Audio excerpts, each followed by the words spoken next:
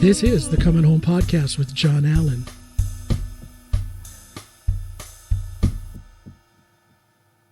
And boom, here we go. Another episode of the Coming Home Podcast with John Allen. Michael Dean, how you doing, brother? I'm doing good. How are you, John?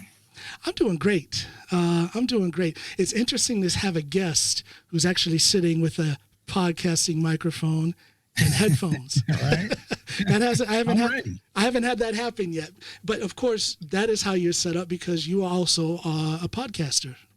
Yes, sir. Yes, man. Yeah. You know, I want to start out by giving a shout out to my friend Aaron Turner. He's the one that got me turned on to you. He told me about your Prince podcast. And of course, being a lifetime listener of Prince, not a lifetime, I was maybe 8 years old when I first started listening to him. But being a longtime listener of Prince's, of course, I got interested in your Prince podcast. And then through watching that on YouTube, I found out that you have other elements to your podcast. It's not just a Prince podcast. And I thought that was pretty interesting. Can you start off by just telling me how long have you been podcasting? What got you into it? And what exactly are you doing? Because like I said, you have several elements to your podcast. Yeah, well, I always give it up to this gentleman named Scott Sigler. He is a podcaster. He's an author. A long time ago, I still am, but I used to listen to, some of the first podcasters I found, were authors who would read their books. Okay. You know, this is like before audiobooks became like big as they are today. Right. And, you know, there wasn't necessarily a platform for authors to put their books out. So they were doing them through reading them online. It was actually a little bit before the Kindle self-publishing boom kind of happened. So I got into that, being that I love books and I dabble in being a writer as well. I just took to that and I was like, wow, okay, this is how Cats is doing it. And this, for me, you know, I had a background being like a recording artist, kind of doing music and stuff. So I'm always like, what's the next thing I can get to do that would let me put my art or what my thoughts out there. So like I said, Scott Sigler, I saw his podcast, was a fan of it. And I was like, oh, I think I want to try that, you know? And at the time I was doing a duplication business, CD duplication business. And I had some equipment just from doing music and stuff.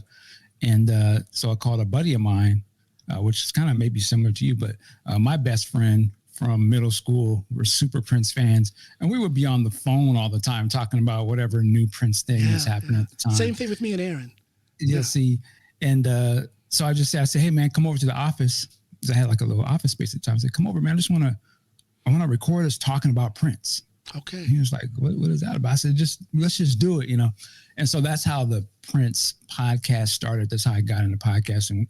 He would come over and we'd just sit down in the office and just start shooting the ish about Prince and, you know, doing our thing, and didn't think much about it. And I put it out there, and, you know, there wasn't really a big, you know, podcasting was not what it was back then. When I say back then, this was probably about 15 years ago. Okay. Yeah. That's kind of right around not exactly the birth of podcasting, but it certainly was not widely known. Most people didn't know what a podcast was. Yeah, that was like the early, like back then it was literally, you had to have an iPod. Yeah. You know, yeah. That's where, you know, and I didn't have an iPod, but I was still listening to them. I would download them or whatever. But so yeah, that's how it started, man. And it was infrequent. You know, we may have done like one a month or something like that. But actually, a lot of podcasters do that one time a month thing. Actually, yeah. I know a guy who does a what's it called? History of World War II podcast, and he just does one episode, but it's heavily scripted. You know, he sits and he writes out a script and all that stuff. So once a month isn't that unusual. It's unusual for me. But once a month is... Well, now you got guys doing them like 2 or 3 times a day. So it's like a whole... Hello, Joe Rogan. Yeah. But yeah, man, that's how we got into it. And I think, and his name is Tobias. Shout out to Tobias. He probably stayed and did it. We might have done like 4 or 5 together. Okay. And, you know, I wanted to keep doing them. And I was like, hard for us to connect because we're living lives. And so I ended up getting another co-host. Shout out to Monique. And then Monique came through and we started doing it and getting a little bit more consistent with it. And this would for Prince fans, this would have been around the time that 3121, the club, well, when Prince went to Vegas, when he had his Vegas. Yeah. So that was around that time. And she came up with the idea. She said, we should go to the Vegas shows and do like something for the show or something. And I was like, okay, at this time, I didn't really know who was listening to the show. I just didn't have a way of gauging it at that point. Yeah. But we went, got the okay from my wife to go with this other woman to Vegas. You're just as smart as I am. Checking in with the wife for those kind of things. I wasn't crazy. My wife is real good with a knife, so I have to ask her about those kind of things. Exactly. Yeah, man. So we went, and at this point, one thing I had not met Prince at this point or anything like that nature, but. Wait, hold on. Are you going to tell me in a few sentences that you've actually met Prince? Well, that's what I'm saying. I'm jumping the gun here. Physically first met him, but I knew he was aware somewhat of what I was doing at this point. And I'll say because of that was when Prince before he had his first website, he had reached out to a couple of fans. Okay. Who had done a few things online at the time to see if they could help him, come up with something. So it was myself and a few other people, one of note, a gentleman by the name of Sam Jennings. And, and this is early days, I get this email and it's from Prince. I'm like, what? And, it's like, I'm going to have this online meeting. I would like you to attend, I'm like, cool. Okay. So when he get to this meeting thing, it was basically, he was kind of seeing, I see what you guys are doing with your websites. Thinking on doing something. Maybe you guys we can all come together and, get some feedback and things of that nature. So the man himself reached out to you. Yeah. Okay. And one of the things was though, he wanted you to kind of stop what you were doing and join his sort of thing. And for me, as much as I was like, I can't believe I'm being recognized and, this is Prince and I'm also from the school of, nah, man, I don't join nobody's thing. You know what I'm saying? Like, so I politely, I say, hey man, I appreciate this, but I'm cool. But, wise decision. I'll just say it. Yeah. Sometimes I look back, but then I know the kind of person I am. I probably wouldn't have, exactly. The thing. But one of the people who did stay was Sam, this guy that I'm mentioning now. And I say it now because he's a good friend. And he ends up becoming, I don't know, some Prince fans are going to know his name as I say it, but he goes on to work with Prince and they create the many things with Prince, all of the Prince websites and music club and all this stuff. Sam helped create all of this stuff. And like, take it back to that Vegas thing I brought. Yeah. So when I go to Vegas, we get into the 3121 club that Prince had at the Rio. And the first moment I walk through the door, I see Sam. We had never met in person, but we kind of knew each other's pictures. And I was like, Sam? He's like, Michael? And I was like, yeah, man. He was like, I was just like, great to meet you. And I'm like, oh, y'all, you here with, like, okay, you really took that opportunity. You here with him and y'all doing this together. And he's like, yeah, man. He's like, let me show you Vegas. And so that was probably around 10 o'clock at night. Mm-hmm. I don't get back to my hotel probably about 10 o'clock in the morning the next day. Like, so he just took me, we had a ball. You saw it all. Yeah. Saw it all and stuff I probably shouldn't have saw. Hey, it's Vegas. It's Vegas.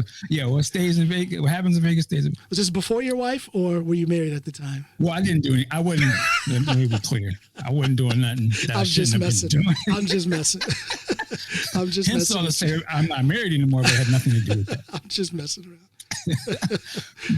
but so here's the funny thing. We had planned to do a meet and greet. Again, I had no idea if anybody was listening to the show like that, but we just decided to do one and it was going to be the next day. Well, because I didn't get back to my hotel until in the morning, The meet and greet was, I think, at noon or something. So I was out. I didn't think anybody was, had no idea anyway. And come to find out, when I got back home later, people was like, yo, man, we were all ready for you guys at this meet and greet thing. What happened? I just felt so bad. I was like, well, and at that point I said, I'll never like take this for granted. Like, I should take it more serious. Yeah. So that's just something I always talk about, but yeah. So been doing the podcast for a minute. Let me ask you this. Mm-hmm.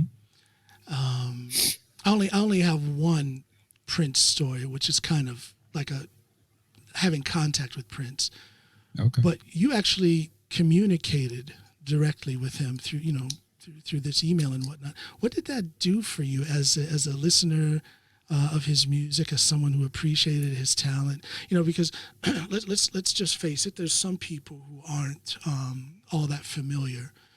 They might have heard a song or two from Purple Rain. They may have even seen the movie, but they're kind of locked in that phase of Prince's career, and they may not even like it. So they may not have an idea of who Prince is, but we know who he is and what he's done. What did that do? What did that tell you when you? Yeah. I mean, it must have been a special kind of feeling. Here you are, you're doing something, and you certainly weren't planning on having any contact with him, and then all of a sudden you do. At the time, I took it serious, but I'm kind of also one of the kind of people that in the moment I kind of play things off sometimes. So as much as important it was to me, I remember a buddy of mine at the time, I showed him that email. I was like, dude, I said, this is from Prince. And it was a big deal, but I didn't keep the copy of that. It kind of show you how much of a big deal it was. But it just I felt like, okay, it kind of some of this matters a little bit. I was just going to say, it probably reinforced your feelings about what you were doing. You're obviously doing something right if you got the attention of the man himself. It's hard for me to remember, to be honest with you. I probably felt more of the importance of it, unfortunately, when he passed. I see. But at the time, the whole reason I was doing it anyway and still do it is because, I love Prince. And when I say I love Prince, I always take away his work ethic and just his determination. Oh, yeah. To do whatever it is you're trying to do. And that was his belief in himself. Me. His belief in himself, yeah. So for me, I have already I'm in with that. Of course, the music and all that, but the thing about Prince that always really got me is when I watched Purple Rain and I just saw them rehearsing. I was just like, oh, they taking it serious. They're putting in work. That's why I always say work it like a job. I like that phrase, by the way.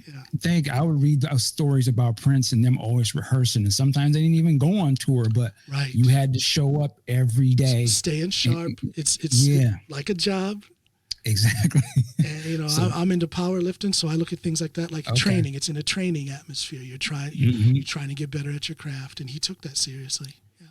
Yeah. So that's what really spoke to me, and a lot of that too. I think when I look up at certain men, father type things, those kind of not drill sergeant style, but just in my family, my grandfather was always about handling your business. Right. And showing up and doing what you're supposed to do. And I felt that kind of presence from Prince. It's like, how could he have all of this if he wasn't the driving force and putting in work and going hard? So that was the thing I really took. He always gave me the impression of being the type of person who, I don't think it's that he, I don't know, but it seemed like it's not like he didn't trust people, but he didn't trust people to do anything for him. He took responsibility. He wanted it done. He did it himself in just about all aspects of his music and business life. That seems to be, that's the impression I got from him, at least. Yeah, definitely. And I think that's something to learn from. Yeah, very much. Something that I think I try to hold up when whatever I'm doing is, I'm not going to wait. I'm a guy, I don't like to wait on nobody else. So I just don't want to make any excuses. So I'm going to do it. I'll do it then. Like, that's cool. And I don't have no malice about, Yeah. You couldn't do it. No problem. Right. We're going to get on these mics, or, we're going to do this show. I'll tell you this, the thing that probably took away the most, or that really impacted me about Prince, is when he came to town for his One Night Alone show. It was like the Rainbow Children time. One of my favorite albums, by the way. Yeah. And that was when they had the sound checks you could go to. Yeah. Before the show. Going to the sound check, that's when I was like, okay. You saw the man at work. You saw the man at work. Yeah. And just I got to sit there and just like see everything. And I remember when we were sitting at the very front of the stage. Tobias was with me, who I started the show with, and another good friend was there. And I just remember seeing Prince walk up in front of us and go up the little steps of the stage. And I just I was like, oh shit, that's him right there. And that's the first time seeing him up close in person. Right. And he didn't have all the makeup and all that. So the thing I remember, I looked at his eyes and they were like really baggy. And I was like, this brother is putting in work. He looked tired, but I was like, he's here doing this and he's allowing us to watch. And that was the thing that really like struck me. And I was like, wow, this is not just something I always watch on TV or these videos. Right. This is a real person. Yeah. and he's like, he's a master at what he does. You know what I mean? Like, you summed it up well with that sentence there. He is a master at what he does. Mm-hmm. I saw him when he came to Norway in 2011. He did 2 shows, and my wife and I were there at the second show. We were on the floor, 2 feet from the stage. He sweated on us. Wow. Okay. That's how close. That's how close we were. And I can't remember how long he played. I want to say it was 2 hours plus. Okay. And I've seen countless videos. People bootleg film, and so I've seen him perform before. But again, it's different when you're there. It's different when you see it. It's different when you can almost feel the interaction he has with his band, that wordless communication. I'm a musician as well, and you have to work your instrument to impress me. I know what's good and I know what's bad, and I thought I knew what excellent was until I saw that concert. Just the stuff he was doing. Playing his guitar one-handed on a solo and soloing with it on the keyboard at the same time. And people talk about, Geddy Lee from Rush can do that. I like Rush, I like Geddy Lee, but Geddy Lee cannot do what Prince did. Not like he did, yeah. And you don't understand it if you have to get beyond which and don't get me wrong, I'm very impressed with everything he did. Purple Rain and pre-Purple Rain, but you've got to get beyond that to truly, get beyond that in years. I'm talking to truly understand and appreciate what that man could do as a musician, as an entertainer, and as an artist. It's just incredible the stuff he did. And again, it's not just the music, it's not just the entertainment, but it's the business side. It's the humanitarian side, which I think is a beautiful thing to see. Since he's passed, more and more information is coming out about his humanitarian work, things that he did for people who were less advantaged. Right. Yeah. So I understand why you're motivated to have a podcast that focuses on him and his work. Yeah, there are a few things that I'm into. I am a child of, I guess, the 70s, born in 69. And one of the, there are like moments in your life that just kind of like click things on in your head, or that just change the needle. One of those for me was seeing Purple Rain when it came out. And I had been exposed to Prince before that, but didn't really know who he was. I had a cousin. She moved to Houston, Texas, And I remember going to visit her for the summer, with, visit family. And Prince was the king. Yeah. This was like yeah. 81, maybe. So I guess he was on Controversy or something. Yeah. And I had no idea who the hell Prince was. I didn't hear the music. Okay. But that's all she talked about. Like, she would take me over her friend's house, and that was all they were playing. And she had the Controversy poster on the wall. Yeah. And I looked at that. I'm like, who in the heck? This was, for me, hip hop was just sort of coming in. So I was like heavy. Right. Like Run DMC and things of that nature. So I'm like, who is this half man? I was all of that. Yeah. And I'm like, nah. And I just remember my grandmother, me and her came together, and she saw that poster on the wall. Just shredded. My cousin was heartbroken. I laughed because I just thought it was funny. Yeah. And then I didn't think nothing about it. Went back to Seattle. They weren't playing Prince on the radio, and MTV hadn't really clicked at that point. No. I had no idea who the hell he was. A few years later, say it again. No, I was going to say, so there was really no connection with him or his music until Purple Rain. That's what did it for you. Purple Rain, when Doves Cry sort of became a pop #1 across the board. It was all on the radio. So then, okay. And MTV was kicking. And at this point, my cousin moved back to Seattle. And one of the first things, she was like, we got to go to the record store. The new Prince album's coming out. And I was like, oh, so? Like, why do you want to buy that? And she's like, no, we're going to get it. So we went and got Purple Rain, and she bought the Times album. Yes. And I had went and got King of Rock, I think, at the time.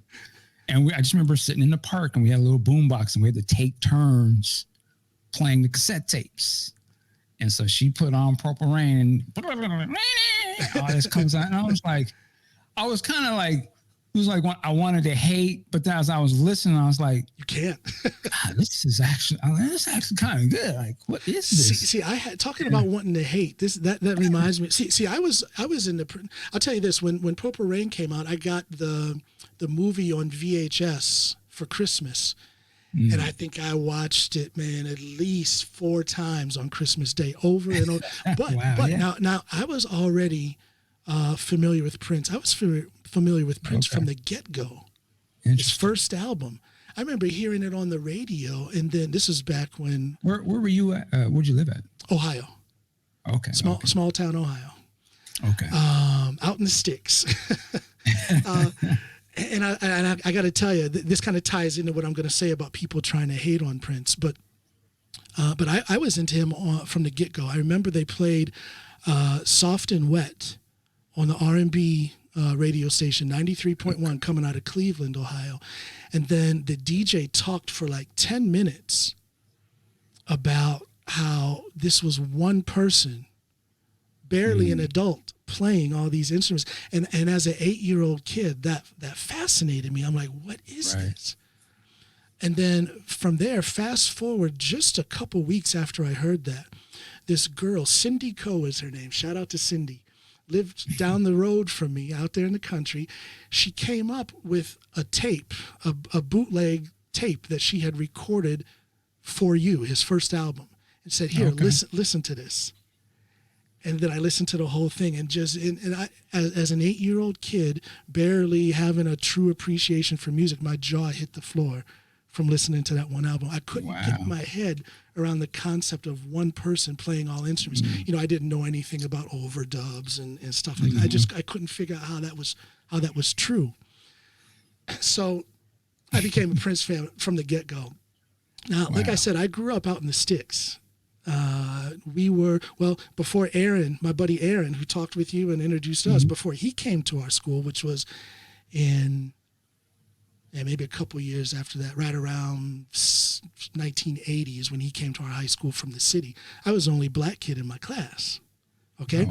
So I grew up around country music, pop, rock, metal. And 1978, as you may know, is the first year or the first album that Van Halen also came with. So Van Halen was that's the band that counted in my class. And I would tell everybody, Eddie Van Halen, he can't play no guitar. It's Prince. I was saying that back then. I was saying that back then, Eddie. I mean, you know how kids are just going to mess with you. Of course, Eddie Van Halen was good. Of course, I liked that album, but I had to support Prince. So I tell people, no, you need to listen to this album and listen to this man playing. And by the way, he's playing everything.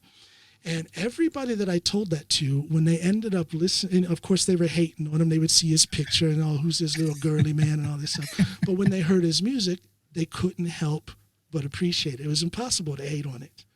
You have to, if you understand music and you listen to what he's doing, you have to appreciate it. You can't hate it. Yeah. So. Yeah, I can dig that. Yeah, going back to, when I saw that movie. Yeah, that's what, I was blown away. I was just like, God, I mean, just to see it on the big screen, I'd never seen it was like introducing a whole scene to us, just, that environment and Morris and all of that. I was like, wasn't it exciting the way it brought out that sense of competition between the bands at First Avenue there? Yeah. And I never thought of music in that way before. That you had to outperform somebody in order to make it. I didn't grasp that concept until I saw that in the movie. That you say that, it's interesting, is that actually to me plays into the same, in my mind, the same sort of mentality of hip hop in the terms of the boastfulness and the battle, rap battling, who could rap the best or who could dress the best. I think that may be, that's for better or worse. It's sort of a thing with Black people in America where we're sort of competing against each other in some capacity. And even if it's sort of done in those realms, it's not necessarily a negative thing, but you don't normally see that in other genres of music that do not involve us that I can think of. Like, I don't know, maybe with rock, do they have this sort of competitive nature? Not really. You know what I mean? Yeah. Not really. Not that I've ever seen anyway. Yeah. But thinking about Black people and competing with each other, it's not a negative thing. Competition is a good thing. But can we as a people, can Black Americans afford to compete with each other? Aren't we competing against a system that's set up to keep us down? And then here we are competing about, pulling the crabs down into the bucket, that whole analogy there. And I wonder if that's sort of the, where that comes from a little bit. Why are we competing? Whose attention are we competing for? Right. But like I said, I understand it. I do. I think there's some good, there can be good of healthy competition. And I think with a lot of things that we do, it may have started in the wrong place, but we sort of sometimes flip things on their head and of make it, we can make something good out of this. Yeah. So I think that's sort of where some of that comes from. And so when you say that about the movie, I think that did speak to a lot of people. Yeah. It spoke to me for sure, just as much as it spoke to me when I saw, maybe another year later, Crush Groove sort of plays the same sort of story, and it's a competitiveness between certain people in that. I did see Crush Groove, but I need to watch it again because I cannot remember details about it. I just know that I watched it. I need to get back and check that one out again. Yeah. So Purple Rain, I want to just do real quick. So Purple Rain, that comes out. That comes out, and it's like a Marvel movie. That's how we looked at it. Like, absolutely. The whole school went to go see that movie, right? Yeah. Blew me away. I became a hardcore fan at that point. Just to go to Crush Groove real quick, I remember the day Crush Groove came out. It was the same type of rush. I remember the day it came out. Wow. Me and my buddies, we had to go see it. We went to this theater downtown. And at this point, I'm fully immersed into like hip hop and stuff, though everyone knows me as, oh, he's the cat that liked Prince. And I was also a huge Michael Jackson fan. Okay, so Michael too. Yeah. That was my thing. So I had the juice, I had the Jerry curl, but I had, the jean jackets, the shell toe Adidas, all that, right? And I knew Sheila was in it. Yeah. So there was a Prince connection. Yeah. But I say that with the day it came out, we bum rushed to that theater. We went to the very first showing, and then we sat in those seats for the next three. and did not Oh, get up oh. and watched it 4 times in one night. See, now that's probably what I would have done if I could have got away with it. If I'd have been at a theater for Purple Rain, I probably would have done that. Right. As it is, Yeah. like I said, I watched it like 4 times at home. So Yeah, man, that was, and you know, those are those types of moments. You know, the other moment for me, and I would do a podcast about it if I felt I was knowledgeable enough, and I probably am, is Star Wars. Like, oh, that's the first movie I saw in the theater was the first Star Wars. okay, First wow. movie I ever saw in the theater was that. Really? Yep. Really? Yep. Wow. Yeah, I remember seeing that the first time I saw it. I couldn't understand the movie when I first saw it, but I remember going to see it, and then it was just a thing. Like every time you went over your friend's house or there was a get together with the kids, the parents would take us to Star Wars. Yeah. That was the thing. You Well, would that go was a see Star groundbreaking Wars. film. It was a groundbreaking film for the story, for the cinematography. It was That was a light bulb switch in my mind when I saw that, and I was like, okay, Right. this is for life for me. Science fiction, to me, Prince, science fiction, all of that in the same sort of. See, and this matches up with what I said at the beginning, is that we have a lot of things in common. Okay, Okay. You follow Prince and his music, so do I. Now I know you're a Star Wars fan, so am I. Oh yes. You're a musician, so am I. Okay. You're a doer for self, so am I. Awesome. Now, let me ask you this about music. When was it Prince who inspired you to get into to music, or did you have that in you already? Looking back, I had it in me, and it probably came more so from my parents and listening to music, and probably like what it made me feel like when I heard certain songs. Yeah. Again, I said I'm a big Michael Jackson fan. So growing up, Michael Jackson, the Jacksons, sort of like in my DNA. Okay. Michael never did heavy. anything for me. Really? I respect him. I see his talent, but he never really did anything for me. Love. I was just watching. I could go on tangents, so you can pull me back when you want to. My podcast is a tangent. Okay. There is no format here. All right. I was just watching. I was actually watching somebody's reactions to Zack Snyder's Justice League, and they were getting to the parts where they were showing Superman and stuff. And they were watching Batman v Superman, which is, I'll say, it's one of my favorite movies of all time. With that said, they were showing the stuff with Superman, and it was like, Superman just really wants to just prove to the world that he is a good guy and he's here to help people, but the world is going to be the world. And he was going through a lot of shit. And I was looking at that and I was like, you know what? That's Michael Jackson. I was like, Michael Jackson and Superman. Because in my mind, Michael Jackson is just purely the most innocent. His essence of a child still runs through him as an adult. And obviously he's had a life that none of us have ever, or probably ever will live, in terms of how he was raised and coming through that, child star, prodigy, and all of that stuff, and not having the normal sort of school upbringing and different things. Yeah. And he's, and so I was like, he's thrust into this, but he's super gifted and obviously just ridiculously talented. Yeah. And there's just something about him that just speaks to people. I see mainly that. I see kids that. can just identify with him. Like my daughter is 5. She doesn't know the history of Michael Jackson at all. But let me turn on one of his songs or videos. You'd think that she knew everything. She's locked in, right? And I was like, there's something there. Yeah. And I was like, the world is going to try and corrupt that. There's no way you're going to have somebody that is that much power, that much sort of love and innocence. The world does not. There's a lot of jealousy in the world, and that jealousy will corrupt that type of talent, that level of talent. Yeah, and I'm like, they tried to destroy him. They see, they see his difference. They see his otherness, and they see his talent, and it pushes people to put it in a negative light immediately. Yeah. And they're gonna love him. Yeah, initially, because they can't help but love him. Is just, especially he's a child, and it's like, he just brings happiness, and he's gonna grow into a certain point, and he's gonna become very powerful.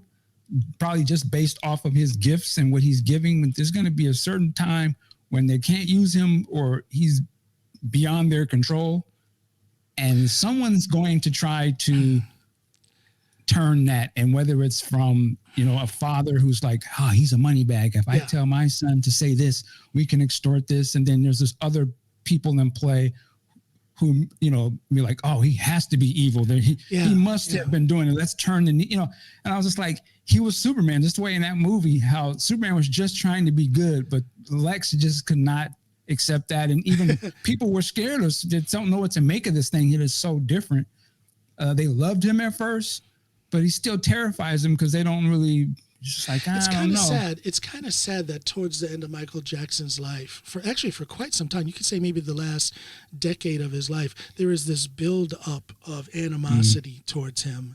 And I don't know how do I say this? All these allegations of child molestation and whatnot. I also do stand-up comedy, and I joke about that, about Michael Jackson and what he went through. But it's not. I don't believe that Michael Jackson was a pedophile. I believe that Michael Jackson's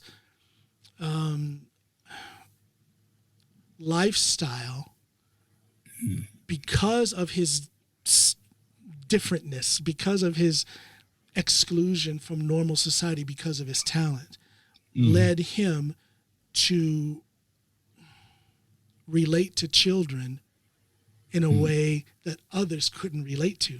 They didn't understand his relationship with children. That's what I think. You kind of assume, well, then you have to assume he must have been doing something wrong because you couldn't see yourself relating to kids on that level. And I think that's that evil, that mean side of humanity that automatically jumps to that.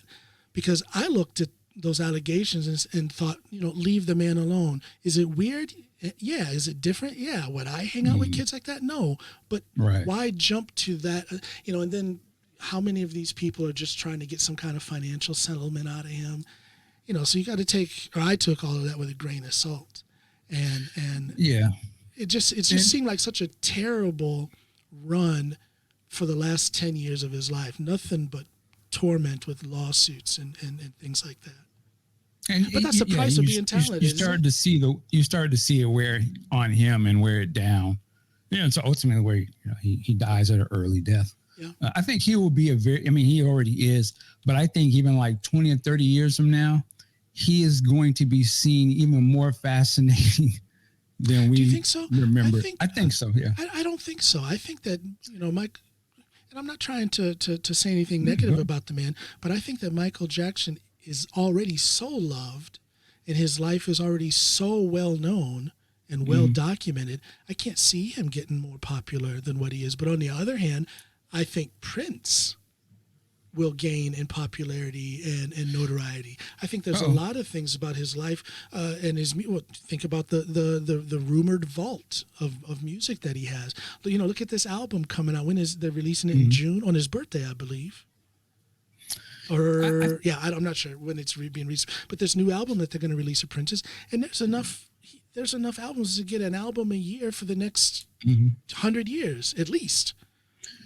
No, I think Prince can only go up in terms of, learning more about it, because there's a lot we don't know about Prince. Exactly. That's my point. But I guess my point to say about Michael Jackson is I think that there'll be enough time where I still think a lot of this generation remembers the Wacko Jacko and all of that taint on him. And I think like my daughter's age, they don't know anything about that. Okay, I understand. You know what I'm saying? They just this is something that my parents sort of play sometimes, or that I sort of see in pop culture. It seems fascinating, but I don't really know the depths of how big he was. Right. And I think there'll be something later in the history where they'll be like, this guy was, you'll see that his touch is on everything. And I just think his music will still be just as, again, you can turn on for somebody who doesn't know it, and it's going to instantly like, wow, the sound of his voice, or there's just that something in it. I think it was, and then just look at how he looked when he was a kid versus how he looked when he died. There's nobody in popular culture who's transformed his visuals look like that. I just think it would be so fascinating later. I don't know. Let's do another podcast in 50 years and see where Michael Jackson is then. Possibly. I have this book I've been working on. It's a fiction book, science fiction, and the book starts. It's a huge concert, and it's a concert of AI, Michael Jackson, and Prince. Oh. And it is, it has been the estates for both of them have sold the rights to both of, not only the music, but who they are as essence, people. their very essence. And these other companies have come through and created new music using the sound samples and all of this stuff of them, and created this dope ass duets album. And, it takes place a little bit in the future, and they are the biggest thing going now. Now that is a book. Yeah. And they're like, since it's, it's AI and it's sort of a CGI hologram thing, they're on tour around the world in multiple places at the same time because it's, AI. So in the concert at this one, there's a big open air concert, the Michael Jackson and Prince doing their thing. Songs are, take the greatness of Prince, take the greatness of Michael, and you threw it in the computer and it made this dope ass album. But the kids and those people at that time are hard pressed to think that that's not really them because they don't know the history. I mean, so it's only the older people who are sort of like, that ain't the real, that ain't, and they just seem like haters because it's like, this is dope. They're, this is pretty, and, so this, and it just kind of frames what kind of world that this story takes place. I would probably be a hater. Taken that. I would probably be a hater too. The biggest movie at the time, one of the other characters in the book, he ends up becoming he's a mech fighter pilot, but originally he is a action movie star, but he is in Fast and the Furious 30, but it stars him, Arnold Schwarzenegger, and Bruce Lee. And they are obviously AI CGI versions of them in the movie. But again, to the culture of that time, you'd be hard pressed to tell them that's not, like, Bruce Lee is not a real person, and Schwarzenegger is not the real person at that time. And in Hollywood's thing is, why recreate and try to invest into new actors and hope that they become icons when we can take icons we know that work and put them in movies? What a concept. Maybe another person. So how far along are you with this book? It's actually a book I actually already had released, but then I took it back and I'm adding more of this stuff to it. So it's coming. Man, you got to let me know. I don't have any at the moment. I have like t-shirts and posters and stuff of this, but it's an interesting story. You gotta let me know when that comes out. I'll get you back on. Man. We can talk about that on another episode. Yes, sir. It's a book. Real quick, I would say one of the first things that happened I'll say the setup of it. The setup is that this concert thing goes on and a giant spaceship just comes out of the sky, crash lands into the city, smashing through buildings and smashes right into that concert thing. And so the presence of that obviously would change the world forever if that actually happened. I would describe this book as probably it is Robotech meets Minister Society, and is this epic sort of tale. I'll say that much. And one of the very first things that happens in the book, it's sort of a flashback to one of the moon landings. And there's the moon landing that we saw on TV, but there was a secret mission where a couple of the other astronauts who were actually CIA guys, they were going to investigate a signal that had been coming from the moon. So they go off into this thing on the moon, and it's like a cavern or something. They go down there, find the signal. But when they get to it, they find the body of a black woman in there. And they determined that this body has been here for millions of years. And we can't let nobody know about this because that would change the world's dynamics overnight. If somebody said there was a black woman on the moon that kind of predates Earth, like that's. I was just going to say, I don't think there's any racists listening to my podcast, but if they are, they're pissed off thinking about black people, not just originating from black people in Africa, but also on the moon. Yeah, it would be quite the head buster, as I say. Oh man! But anyway, enough of that.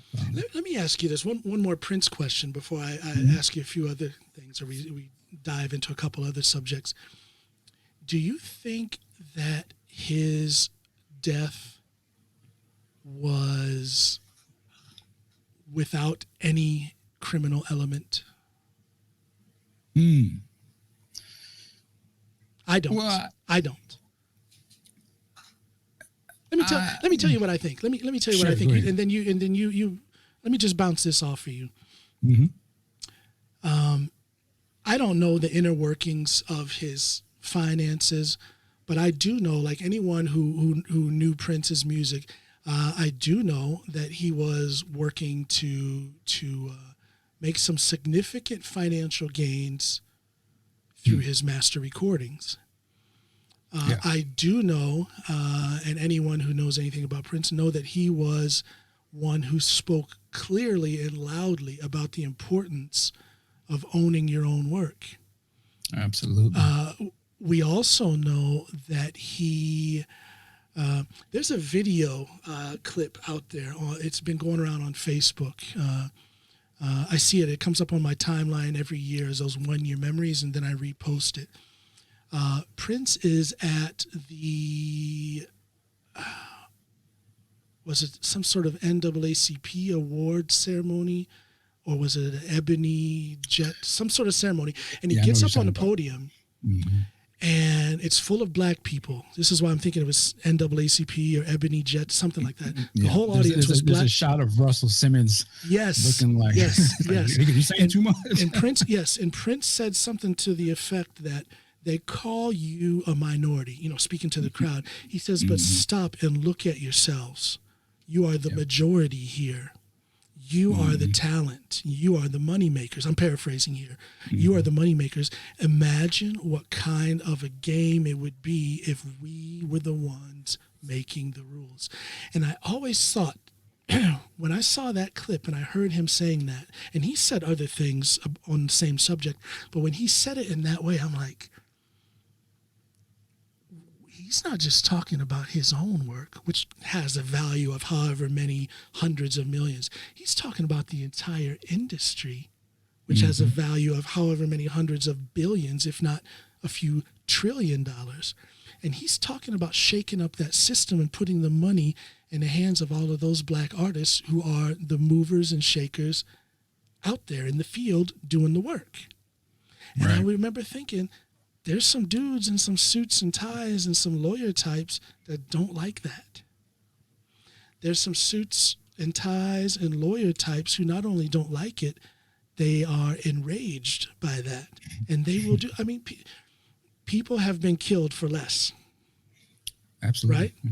Yeah. And I believe that I don't want to call this a conspiracy theory. This is just what I feel. And I don't think it's illogical what I'm saying here. I think that Prince not only talked so much about taking the power that his own recordings had, I believe he did things to take the power and the wealth of his recordings. And I believe he encouraged others to do it to the point that it pissed off enough people to where somebody, I think there was a dirty hand in his death. I don't think it was just an accidental overdose. I think it was accidental in the sense that he didn't mean to overdose. But there's too much funny business going on around his death for me to believe that there wasn't someone who had something to do with that. And then just listening to his words over the last 20 years and what he was doing, what he was trying to do and what he did do and what he was encouraging others to do. I don't think it's unreasonable to think that somebody played a hand in his death for financial reasons. I can't. That's an interesting take. I can see the logic. You can say it's crazy if you think it's crazy. Well, I don't think it's crazy. I see the logic in what you're saying. I don't know. I've heard something, being that, sometimes you do these interviews and people there's say a lot things. of off the record type of stuff that I don't put out. Sure. So I've heard some things. I'll say this. My take on it is that could be true.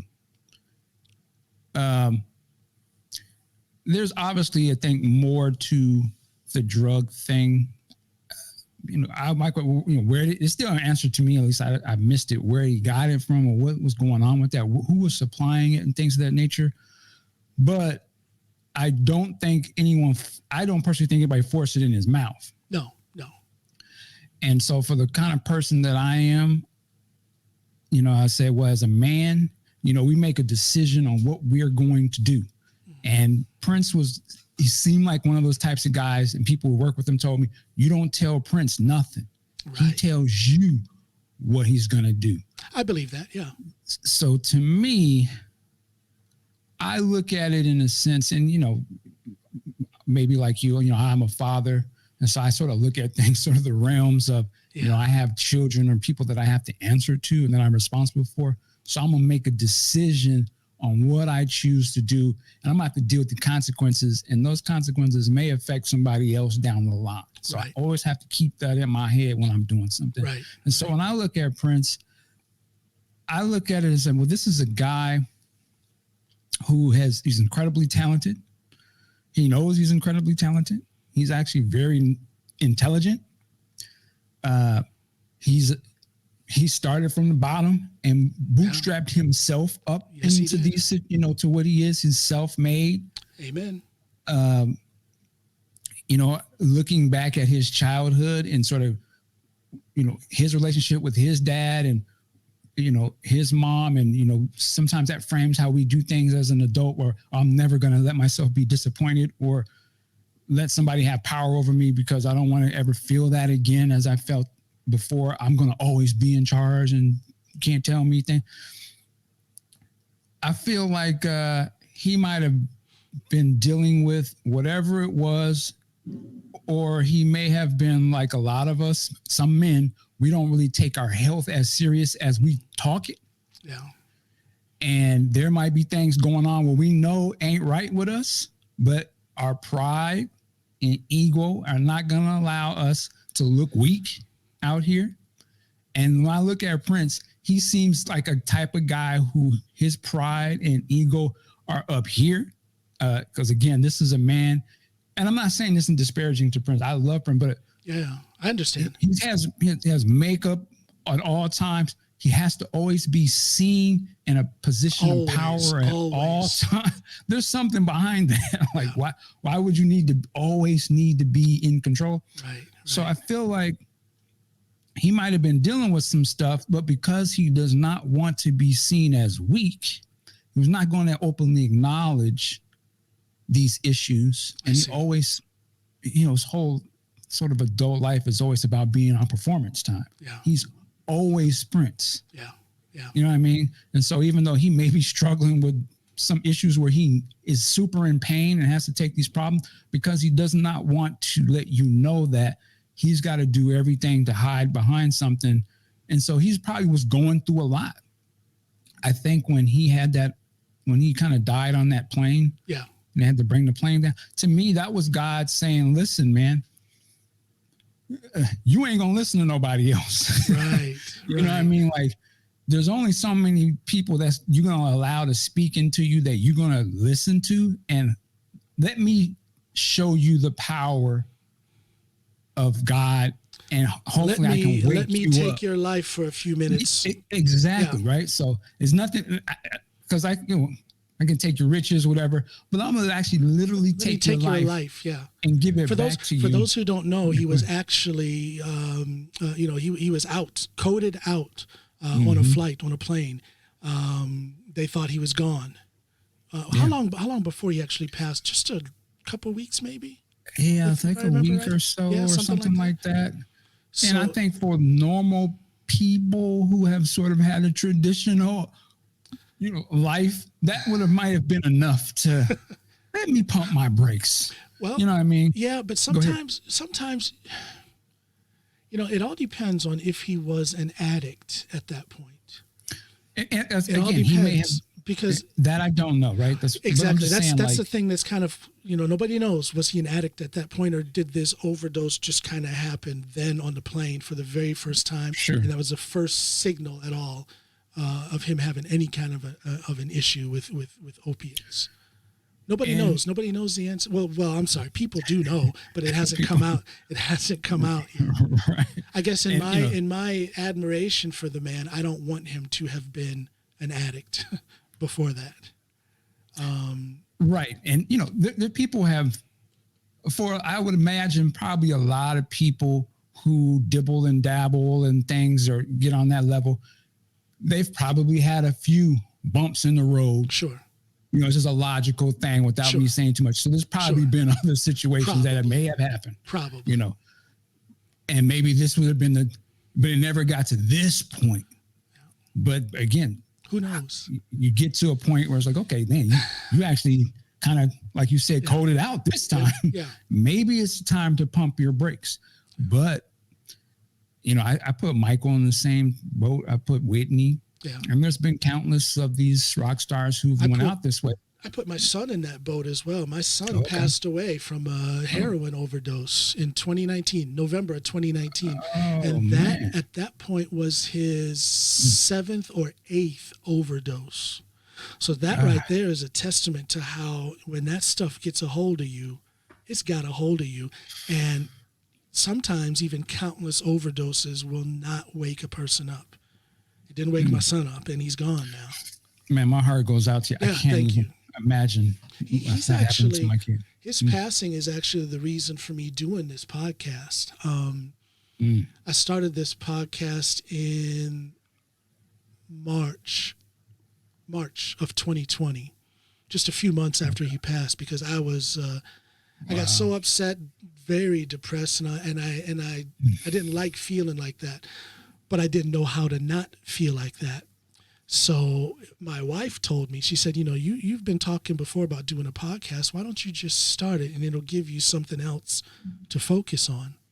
So I'm like, okay, that's great advice. That's why I married the woman. She's a lot smarter than me. So she put that idea out there, and I just took it a step further and said, okay, if I'm going to podcast, I'm going to bring in guests who inspire me, because I need to be inspired. I'm depressed. I need to turn my attention in a different direction. So I need to bring in people who I'm interested in, people who inspire me, people who I can learn something from. And it all started because of his passing. And when I think of Prince's passing, I can't help but think of my son's passing.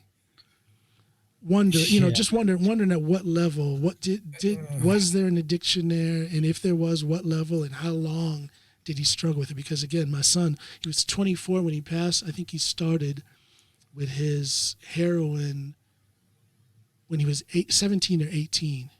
Okay, so that's 6, 7, maybe as many as 8 years with a heroin problem. How long was Prince going around with an opiate problem? I don't know. It's just for a while there, I was listening to podcasts and looking at different groups on Facebook who were very focused on trying to unravel the circumstances of Prince's death. And then, people drop a few ideas out there, and the idea of someone playing a dirty hand in his passing doesn't seem too far-fetched. That's why I bring it up. Yeah, it doesn't seem too far-fetched. It doesn't. And I'm still throwing a bunch of stuff. I apologize. That's okay. It's okay. Yeah, in terms of Prince, so it's just as sad. It's very sad. Very sad I thought that say. Man would live forever. And like I said, I've been following his music since the first album. And I would talk about Prince at the drop of a hat and proclaim my admiration, but it wasn't until he passed, because that it hurt me. And I've liked actors, actresses, other musicians who have passed, and it's just been like, oh, well, that's sad. But when he passed, it hurt. A part of my life was missing. Yeah. Because I got so much inspiration from the way he did things. I got so much inspiration from his music, his business sense. And then all of a sudden, it's gone. Yeah, and it's. I felt it. I felt a loss that I never felt from another celebrity passing. It's the first time I ever felt that way. Yeah, I think because Prince was always there, man. Like it was always something. He always gave us something, and we're so used to waiting for that new album or whatever it was through our whole life. It was, I remember like every relationship I've ever been in, there's always been a Prince. He was always there. It was always something. He was, just it was a part it's of a your soundtrack life. to life. Yeah. Yeah. It was just a thing, like, and now it's gone. And it's like, man, sometimes did I really appreciate it in the moments? Was there other things going on we just didn't recognize? And I think there'll be a point where, and it may be years from now, but I think the real story or more deeper look into Prince is going to happen. And I just pray when it does, we're able to not say accept it, but realize that he wasn't just here for our entertainment. Like he was a person, he was a man like a lot of us. And we built this image of what we think he was like in our minds off of stuff. But I think when we start to see, when people start to talk about stuff, it'd be like, I get why you want to protect him. I want to protect him. But I also think it's even more important that other people down the line, the generations, can learn of his fullness. Because I look at Prince, as much as I love him, and he was so committed to his job and his work, I almost wish he had the same level of importance or commitment to his life, man, because he should still be here. You know what I mean? Like if he took his health and his life as important as he took getting in that studio and performing for us, I think he would be here. And I think that very well ultimately would be better for him, because I want him to be alive, whether more so than I would want him to get in front and dance for me. You know what I mean? Like, so that's very well said. Very well said. And just the last thing I'll just say, that's sort of as I look at Prince now, that's what I learned from Prince. Not only do I learn the music and all that, but I learned that you can commit your life to doing your job or going to your job every day. You can commit our lives to going to these jobs for 15, 20 years. Yeah. But that don't do nothing for my kids. No. You know what I mean? Like they would rather me probably not have all this money or whatever you think I may have, and be there for them when they become older. And here come pops, or I have my pops around or my mom around. Yeah. Those are the things. So when I look at Prince now, I realize the importance of, I can't get too caught up in doing my podcast and performing for everybody. My real job is the most important thing. And I got to do everything in my power to continue to be here as long as possible. So hey, I talked about us coming back in 50 years and doing another podcast. Let's come back in 50 years and do another podcast episode. I want to still be alive and kicking. And absolutely. And I feel what you're saying. The well-being of my family, my wife and my kids. I have a daughter back in the States, 2 grandkids. That's who I'm. Right. Those are the people I'm here for. Doing this podcast is fun. Doing my music, writing, stand-up comedy, these things I do for myself, it's fun, but my family is the number one focus. And I have to say, I kind of felt that as well. I don't think I could have put it as eloquently as you did, but I also wish that Prince would have cared about his health, about himself, as much as he did for his art. Because, he would be here. He would still be here. Yeah, man. He still has he had a lot to teach us. Yeah. Just imagine a Prince at 80 or something, man, and the older he got, and this is the way it's supposed to be, but it doesn't. It's very rare that we can actually witness it in real life. But the older Prince got, the wiser he got. Yep. I love going on YouTube and finding clips of. There's not a lot of them because he didn't do a lot of interviews, but the clips are out there on YouTube, and I just like hearing the wisdom that he dropped. The dude was smart. The dude was smart, and I miss him. I miss him. Yeah. But let me ask you something. You live in Seattle, right? Yes, outside of Seattle. Okay. Over here in Norway, now I still have a lot of contact. In fact, most of my social media contact is with people back home in the States. So not just here in Norway, but also in the States, everybody wants to talk about how Seattle is the example of left-leaning politics gone wrong. Really? Seattle, Portland. Okay. Yeah. You see something on the news, there's some kind of protest in the streets of Seattle, and the reality of it is it's only maybe one city block, but they act like the whole city is up in flames. Can you, as a Seattle resident, as a Northwest Coast resident, tell me the reality of the social political situation there? Now, this is a big right turn from talking about Prince and music and whatnot, but I do want to ask you about this. Well, as a lifelong Seattle resident, born and raised here, the Seattle of today is nothing like the Seattle that I grew up and love. Okay. And I say that in a sad way. Okay. Explain. Seattle wasn't really a big city back then. I mean, it didn't have, we didn't experience a lot of the things that other parts of the country experienced. There wasn't that much crime. There's a very low Black population. It probably still is. I don't know. It's hard to explain. It just didn't have an influx of a lot of the things that you would see on the news. You're talking about like crime statistics. Just the crime, and you could go anywhere you wanted to. There wasn't a lot of division per se. Now, there might have been things I didn't see. Looking back at the history of Seattle now, it's always been on some racial type stuff. My parents and grandparents, they was battling. I come to find out my dad was in the Panthers, and he, there's a whole book of, the name escapes me. There's a book of the guy who led the Panthers here. That was my dad's best friend. And he speaks to my dad throughout that book a lot, and the stuff that they would be doing as kids, and it blew my mind. So there's always been a very racial sort of history here, but like you said, it's very much a liberal thing. So a lot of that was hidden, or you just never really got to see that. Right. I think Seattle now, it's a sad. I watch my words. Let me see. I'm going to take downtown Seattle, for instance. Beautiful. Seattle, this whole area is beyond beautiful. It doesn't really rain. It doesn't rain like you think it does, but absolutely beautiful. There's water, the forests, mountains, you name it, good food, all that good stuff.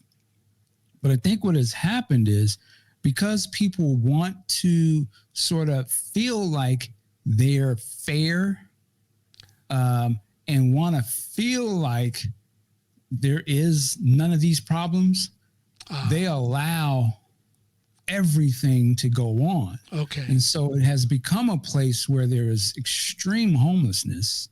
Really? It's not homelessness that's just hidden in the crevice. It's like if you go downtown Seattle, they're camping out on the streets, on the sidewalks, and there's some kind of law or rule that they cannot move those people. If you put your tent up, they can't move it. So you're literally going to have tents on the sidewalk of what used to just normally be the great, let's go to the market and that's amazing. Walk by now there are tents and stuff. That is amazing. There are people doing hardcore drugs out there because, again, they felt like, hey, we don't want to persecute, we don't want to lock everybody up for that, or let's give them a safe place to shoot up at. But by doing that, when they shoot up and they're, when they're not high anymore, what are they trying to do? They're trying to get high again. So you've got zombies literally running around the streets in a place that you would have a lot of tourism and you would bring your kids and stuff. You don't want to do that. You have these $1 million condos and all this, but at the bottom of it are tents and people blasted out of their minds. Wow. So that's a big problem. That's a big problem, and then of course, this is a land of opportunity here. There's a lot of jobs, a lot of money to be made here. You got some of the biggest companies in the world here, right? That's right. It's a lot of millionaires, just like normal cats that got millions of dollars, right? Right. But so what does that mean? So for all the people like myself who don't have all that, it's very expensive to live here. So for me, that's what I say. I don't live in Seattle anymore. I live outside of Seattle. Seattle is extremely expensive to live. So it sounds like Seattle doesn't have much room for a middle class person. It sounds like it's the millionaires living up in the penthouses, and then down on the streets, it's the homeless drug addicts, and the middle class is kind of hitting the road for the suburbs. Yeah, Does that sound right? Way out in the suburbs, maybe, driving in or coming in. Those jobs, if you have a family, you're not living in Seattle. I think the medium house price in Seattle may be $500,000 to $600,000. Really? For just a regular house. Wow. That's the low ball. Right. And so and then of course, with the explosion of Amazon, bringing a lot of very smart, intelligent people, and they pay those people a lot of good money. But what happens is they all come. And so the places where you could live in the city and stuff those rents have went, because they're like, okay. These people can pay $3,000 a month. That's chump change to them. Let's hike up to, no problem. So everybody else has to move way out. There's just no room for the average middle class person. You got to be upper middle class or upper class. It sounds like. Or you got to live way out somewhere else. Yeah. So, and then when, the George Floyd protests and things, Seattle has always been a protest city. Yes, it has. That's why I couldn't wait to ask you, because there's this image of a Seattle protest, and they make it sound like the entire city. Well, when I say they, I'm talking right-wing media will make it sound like the entire city is in flames. No, it's not in flames, but it is. What's the old? There was a very big protest that happened years ago. There was a movie that got made about it. Andre 3000 was in this movie. It was the W2O, or it was a big international conference thing. Oh yes, I remember that movie. The E3, not E3, but it was something. I remember, something like that. Yeah, I was living in downtown Seattle when that happened, and I remember seeing like these little tanks going on. I was like, "What is going on?" They were cheering. So, but I say that they've always had, every year they had May Day. Forget about it. Oh yeah. They're gonna act a fool. So when you put that, and then you put the George Floyd protests that are happening, they took that to the next level. How bad did it get in Seattle? It's still bad. It got as bad as you heard about that whole little zone they took over. Yeah. That was maybe how big of an area was that? I think it was maybe a couple of block round radius. It was in a very trendy area of Seattle. That shocked me that would allow that to happen. But see, that's my point. It wasn't a widespread. It wasn't a big chunk of Seattle. No, that was isolated to just a couple of blocks. It was isolated to a very expensive, trendy area. But Seattle was not that big either. So it's not have a huge effect on Seattle. But what happened is the downtown core of Seattle, where I actually worked there, it came there nightly. They would just leave. But what happened was everything had to board up. And that was the whole tourism area. That was the downtown business area. That was where everyone worked area and shopped. So that was destroyed. I see. And to this day, it is still somewhat boarded up. And so you had that, plus the homelessness ramped up. Tourism was over because of COVID. Yeah. People were already like, don't go downtown no more anyway before all this happened. So that even just pushed that even further. There was a couple of big shootings that happened downtown. One right in front of an Amazon building, big gun battle. People got killed, and it was broad daylight. So you had all of this stuff at the same time, to the point now it's a ghost town. Businesses have closed. Everyone works from home. And it seems as if there's still not an end in sight, because at the drop of a hat, there'll be another something else will happen, and then they'll start marching again. They've still been having people.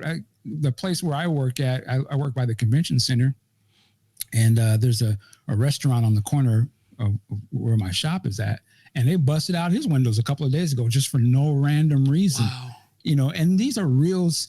For this guy, it's $5,000 per window, and he's not. Yeah, that's a hit. So Well, just so to say, is it bad here? Unfortunately, absolutely, and it's sad because there's so much money here. yeah. They don't. It's still expensive. I don't think it is hurt like the housing market here at all. It's not going to hurt Amazon. It's not going to hurt Microsoft. They're making more money than they ever had. I was just going to say it fascinates me that the average person is doing worse than ever. I can sit and crunch the numbers, but I can't recall what they are now. But there's something to the effect that an average worker today is making less, if you take in inflation and the value of the currency, is making less than they were making in 1975. While companies like Amazon are, they almost doubled their wealth over the last 2 years. Yeah. And I'm going to be clear here, just to be transparent. I benefit from Amazon, so I'm not. I just want to keep it a buck. I'll say this. I'm not a communist, and I'm not trying to hate on Amazon. If they can make their money, then I think that's great. They should make their money. But I put a question mark on their policy when I don't know how much this is Amazon. It's mostly places like Walmart.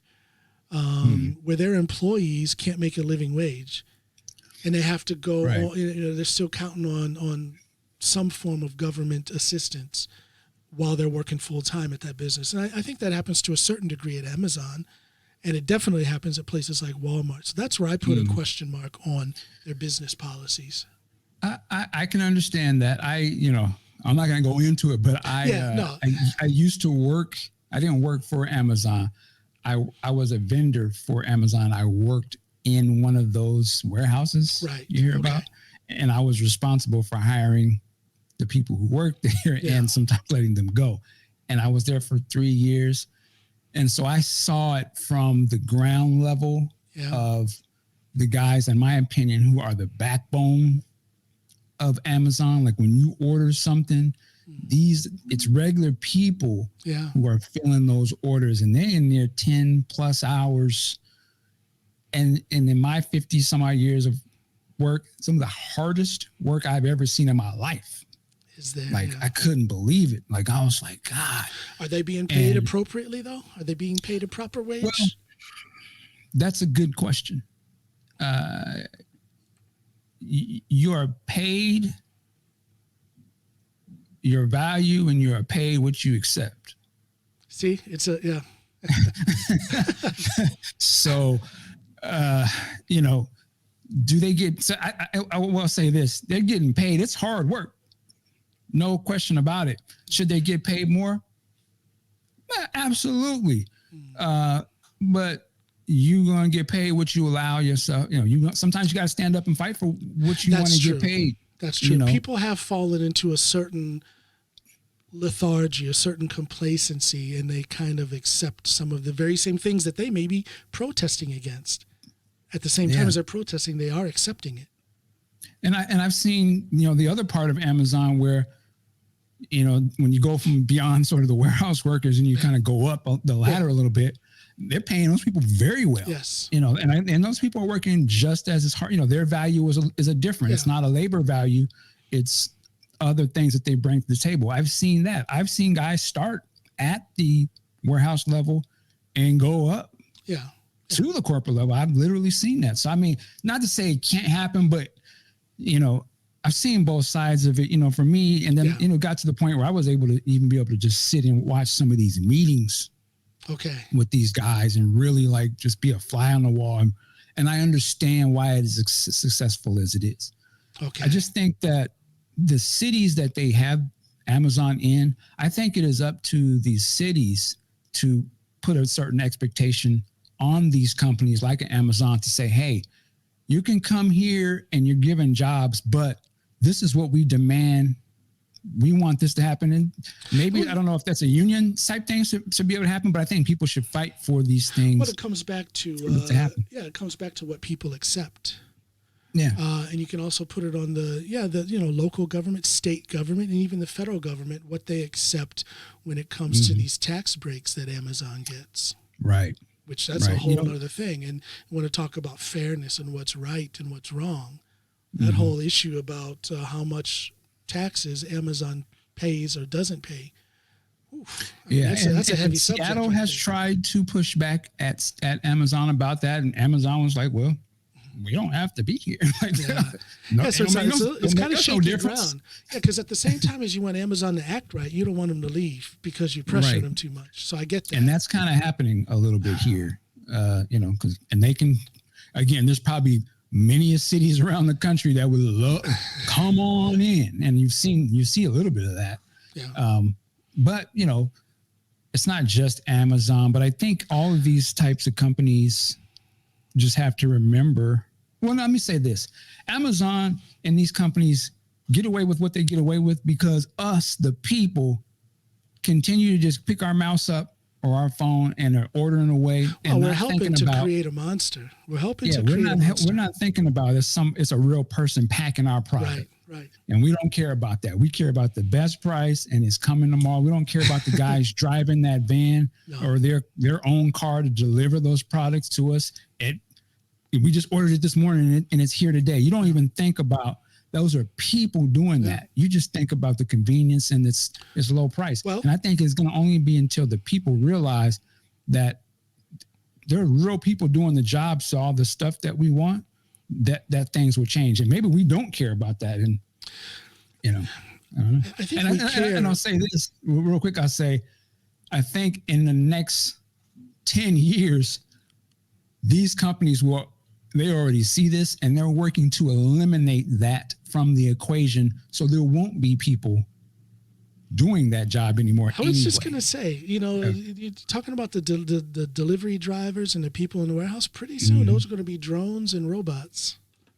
The famous drone footage from Amazon that was on 60 Minutes years ago. Yeah. I worked at that place. Did you? They did that. Yeah, I worked at it. It was a test site. So all of those robots and shit, I saw them from day one. And that's why I was like, okay, I already know what they're doing. Yeah, they got some stuff. I was like, they got something for your ass. They do. They got something coming. And this is going to hit across everything. There are a number of Amazon, they call them Amazon Go stores here. I don't know if you heard of these. Yeah. Where you just walk in, grab what you want off the shelf and walk out. Yeah. I remember the first one that started. Now there's probably 3 or 4 in the downtown area. And I can imagine they'll be able to take that when they fine tune that. They'll be able to scale that up. Hey, Walmart, here's da. You don't need nobody in that store. No.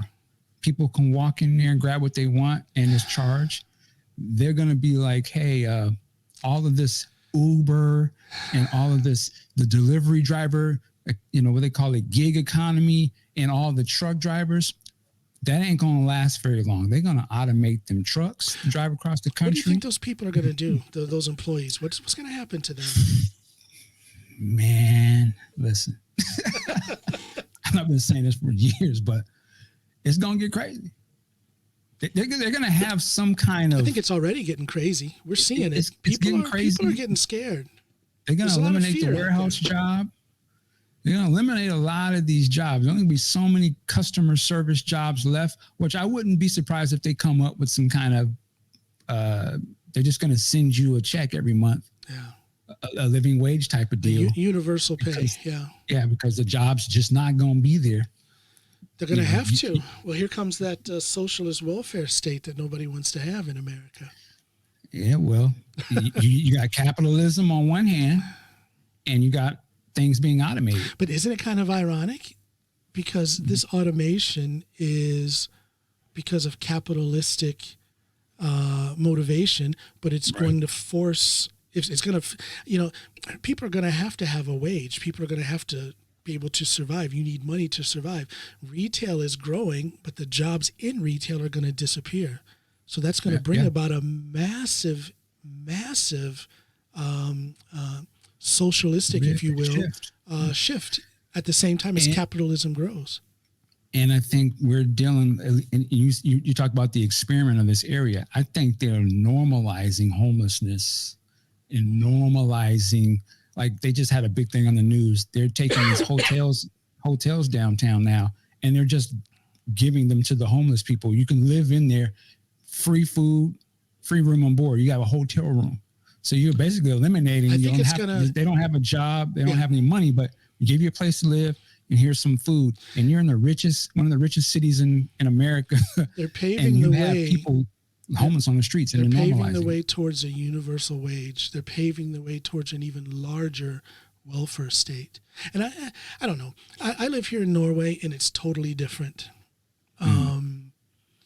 This thing that we have in America, a lot of people have in America, where they think we're the best. Our model is the way to live. Everyone should be doing it our way. Be quiet, you socialist countries. Well, first of all, like Norway, for example, is a social democracy, or democratic socialism is what they use. And basically all that means is that we care about each other and nobody's going to be left by the wayside. That's basically all it means. And I'm thinking that if you look at it on a household level, don't you want your entire family to be healthy and strong? Don't you want the weakest in your family to be as strong as possible? And you do everything you can to make sure that that happens. So if we think that way on a household level, why can't we expand that to a national level? And when I say we, even though I'm sitting here in Norway, I'm talking about the United States, my country. I don't know. I think people are going to patriot themselves to death. That's the term I use. You're going to patriot yourself to death. This idea that America is superior. America is superior in many ways, but America could also open her eyes and learn a little bit from other countries, because America does not do everything in the best possible way. Why is it that when my kids are born here in Norway, I can have up to, 9 months away from my job, and my job is there when I'm done after those 9 months, and I'm getting paid 85% of my wage while I'm gone?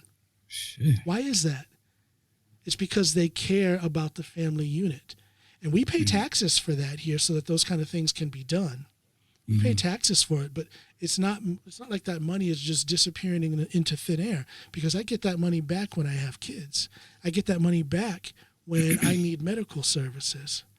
So it's little things like that if the American people were willing to bend a little bit and open their eyes and see how other countries do things, America would be a better place. And Seattle would be a better place. Yeah, I mean, I agree with everything you said. You know, as crazy as, sort of make Seattle come out to be, again, I still have that same sort of, Prince mentality and just the mentality that we've always kind of had in the neighborhood. I'm not losing. Right. I'm not, no matter what they got going on, I'm going to go out there and do, I'm going to be working, I'm going to figure it out. So I don't, even with all of that, I never feel like, oh no, we're not going to make it, or it's doomed or something. I'm like, oh, yeah, cool. It's always been tough. So just find a new way. For me, I always do like Bruce Willis when he's in Die Hard. Welcome to the party, pal. Like, hey, we've been struggling since day one. Oh well. we always make it. We always make it. We always do stick together. I just think, it's hitting more people. Things are changing, but society has always changed. That's very true. I don't look at things in a doom kind of way. I try to stay optimistic, but it's just like, you can see how things are changing. I'm always like, to me, my whole thing is like, listen, man, I always say this in a joking matter. Google is free. Google Docs is free to everybody. So the computer is free to me. When they started the internet, I was like, oh, okay, they should have never had let me get a hold of this, because now I'm about to eat. Like, I don't have to, there's no gatekeeper. Cool. I've been waiting for this. Are you kidding me? So to me, I don't see the computers and all this as just to be on here chatting and looking. I see money. Creation tool. I see money. I see creation. I see freedom. I see contact and connection. Yeah, absolutely. It's not fun and games. I don't look at the internet as fun and games at all. Yeah, I'm not as much as I like to intake, I'm trying to push out to grow. So to me, the gate's wide open. This is why I tell my son, man, are you kidding? Like, if I had access to all of this stuff, this is great. Yeah. Like, let's get busy. You'll be as successful as you want to be. How old's your son? He is 13. 13, yeah. I have a 13-year-old son and a 15-year-old daughter, and then I have my daughter with her kids in the States. Awesome. So the kids here are right at that age where I start to tell them, these kind of things about opportunity, about making your own way. Hey, you can have your little fun on TikTok, but you ever think about trying to monetize that? You see what I'm saying? Yeah. Those kind of things. They're right at that age, especially my daughter, to where I can start having those conversations with them. Mm-hmm. Yeah, I have my oldest is 18, and she just getting ready to graduate. She's got accepted to college, so she's like, taking it to a whole other level. Nice. And my youngest is 5, a little girl, and I always try to show them that you can have a job, but you can also create your own opportunities too. Long time ago, my oldest, when I was doing my duplication business, I would just have her stay with me. Okay. I'd bring her to the office as a young age. So she just saw that was, she saw, okay, daddy, he got his own business and he's doing his thing and we in here working together. This is another opportunity you could do. You don't have to do this, but it just goes to show that there's so many different things you can do. You're leading by example.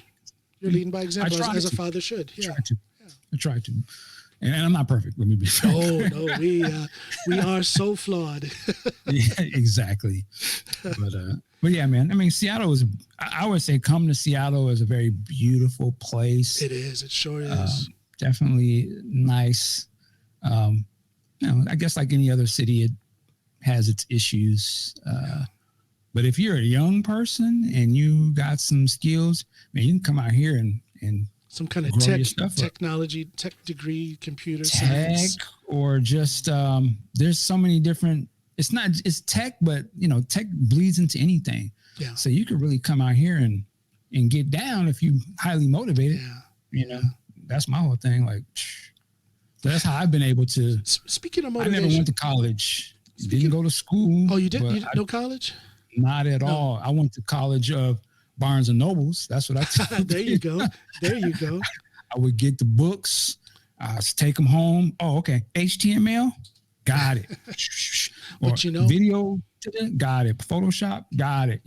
But I feel you on that. That's what I tell people. I'm gonna have to manage with the brain power that I have now because I ain't going back to school. So it's all about reading. It's all about self-education. And again, going back to the internet. The possibilities for self-education are endless. Man, I always say this. We was blessed the day we was born. We got Amen. Yes.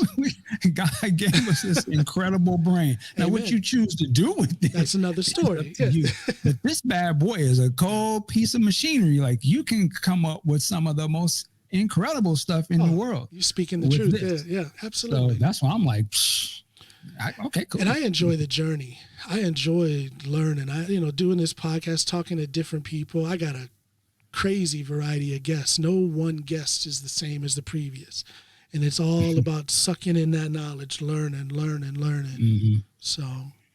Yeah, man. Yeah, we can accomplish so many things. And what's coming for you? What's coming for you? What are your plans? What is a project or a goal that you have that you're currently working on? Where are you headed? Tell the people where Michael Dean is going. Yeah, well, one of the things I've been working on for a long time. I mentioned the book thing. To me, it's a passion thing, but I feel like it's just one of those things. I think I've been working my whole life to put the message of what I'm trying to convey with that. Yeah. That's a big thing. I spent a lot of my years of life doing music and stuff, and doing that, and then getting into podcasting.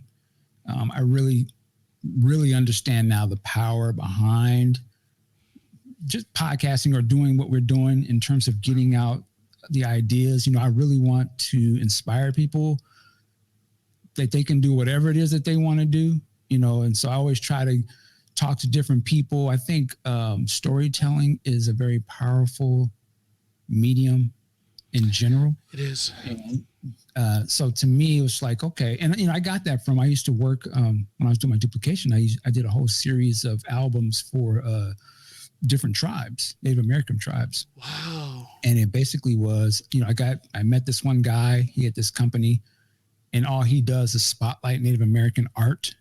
But then we got the idea to meet with different elders and have them tell the stories. I mean, that's how they do with their culture in general, how they tell the history is through the spoken word. Yes. But I invite, so we would do recording sessions in my house, and we would bring these elders in. I would just, I'm doing the engineer work, but I'm sitting there listening, learning to them, and I'm learning. I'm like, wow, okay, this is incredible storytelling.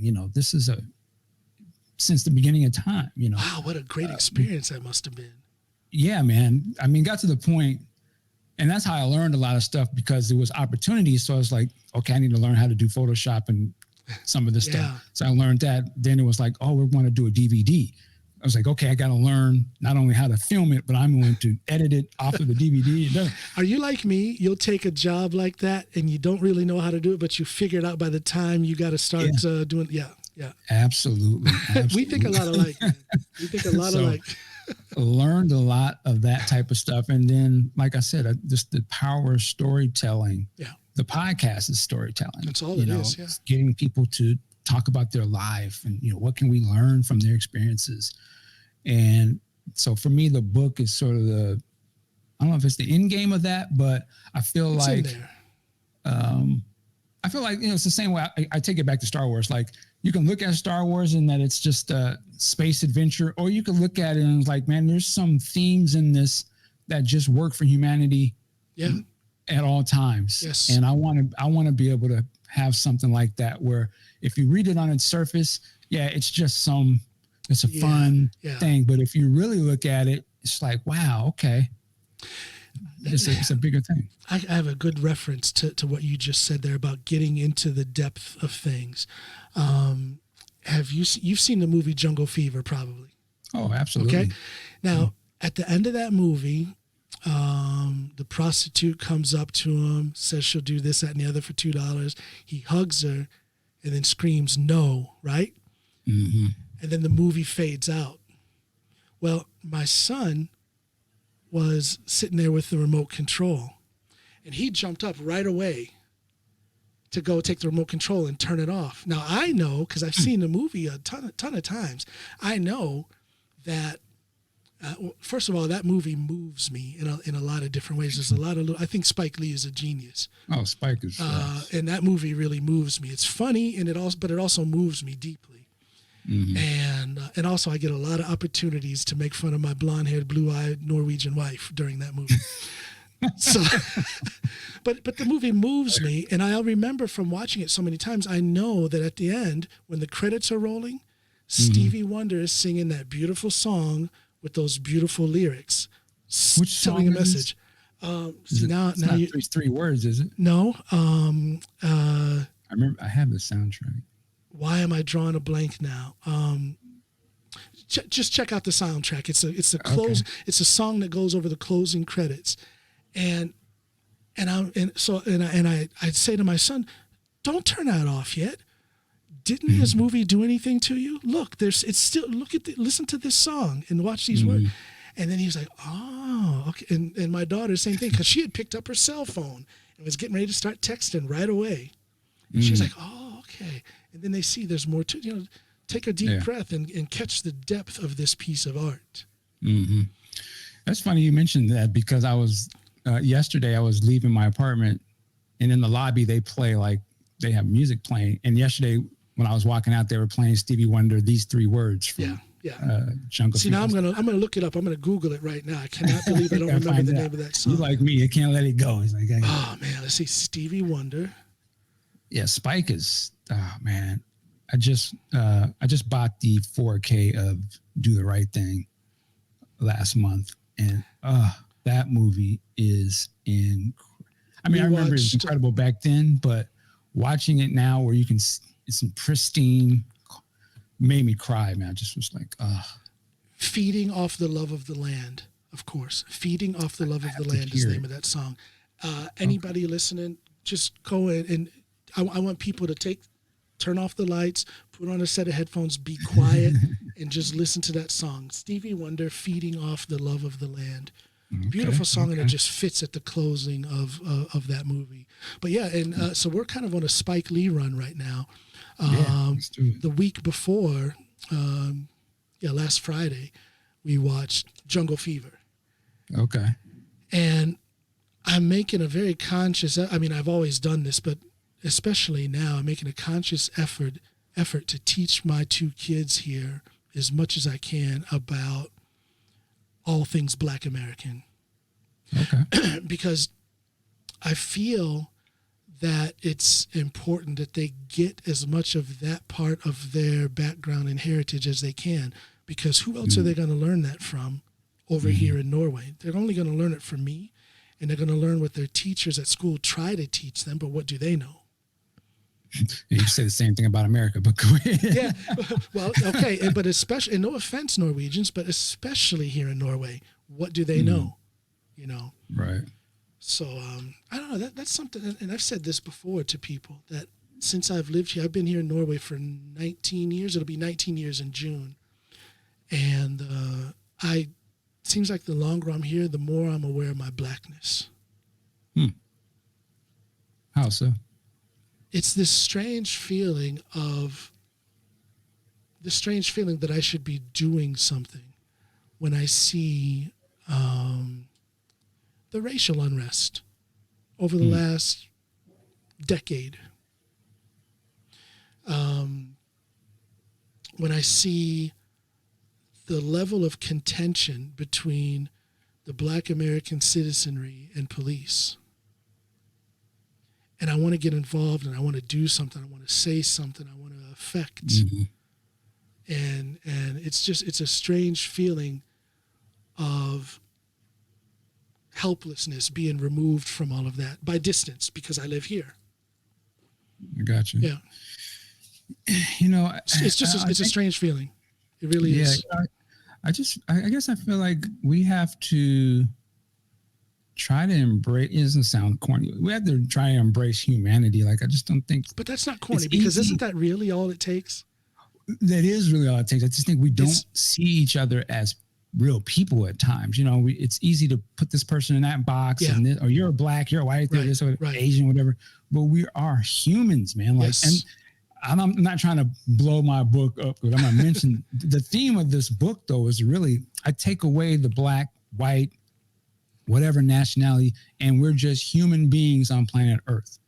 And I always felt like if there was a movie or something that dealt with, what if them aliens came to Earth, snatched up some humans, and took them to their other planet and made them as slaves? If we watched a movie like that, off the top, we're going to root for the humans. We want the humans to be free. We see them as our own people, right?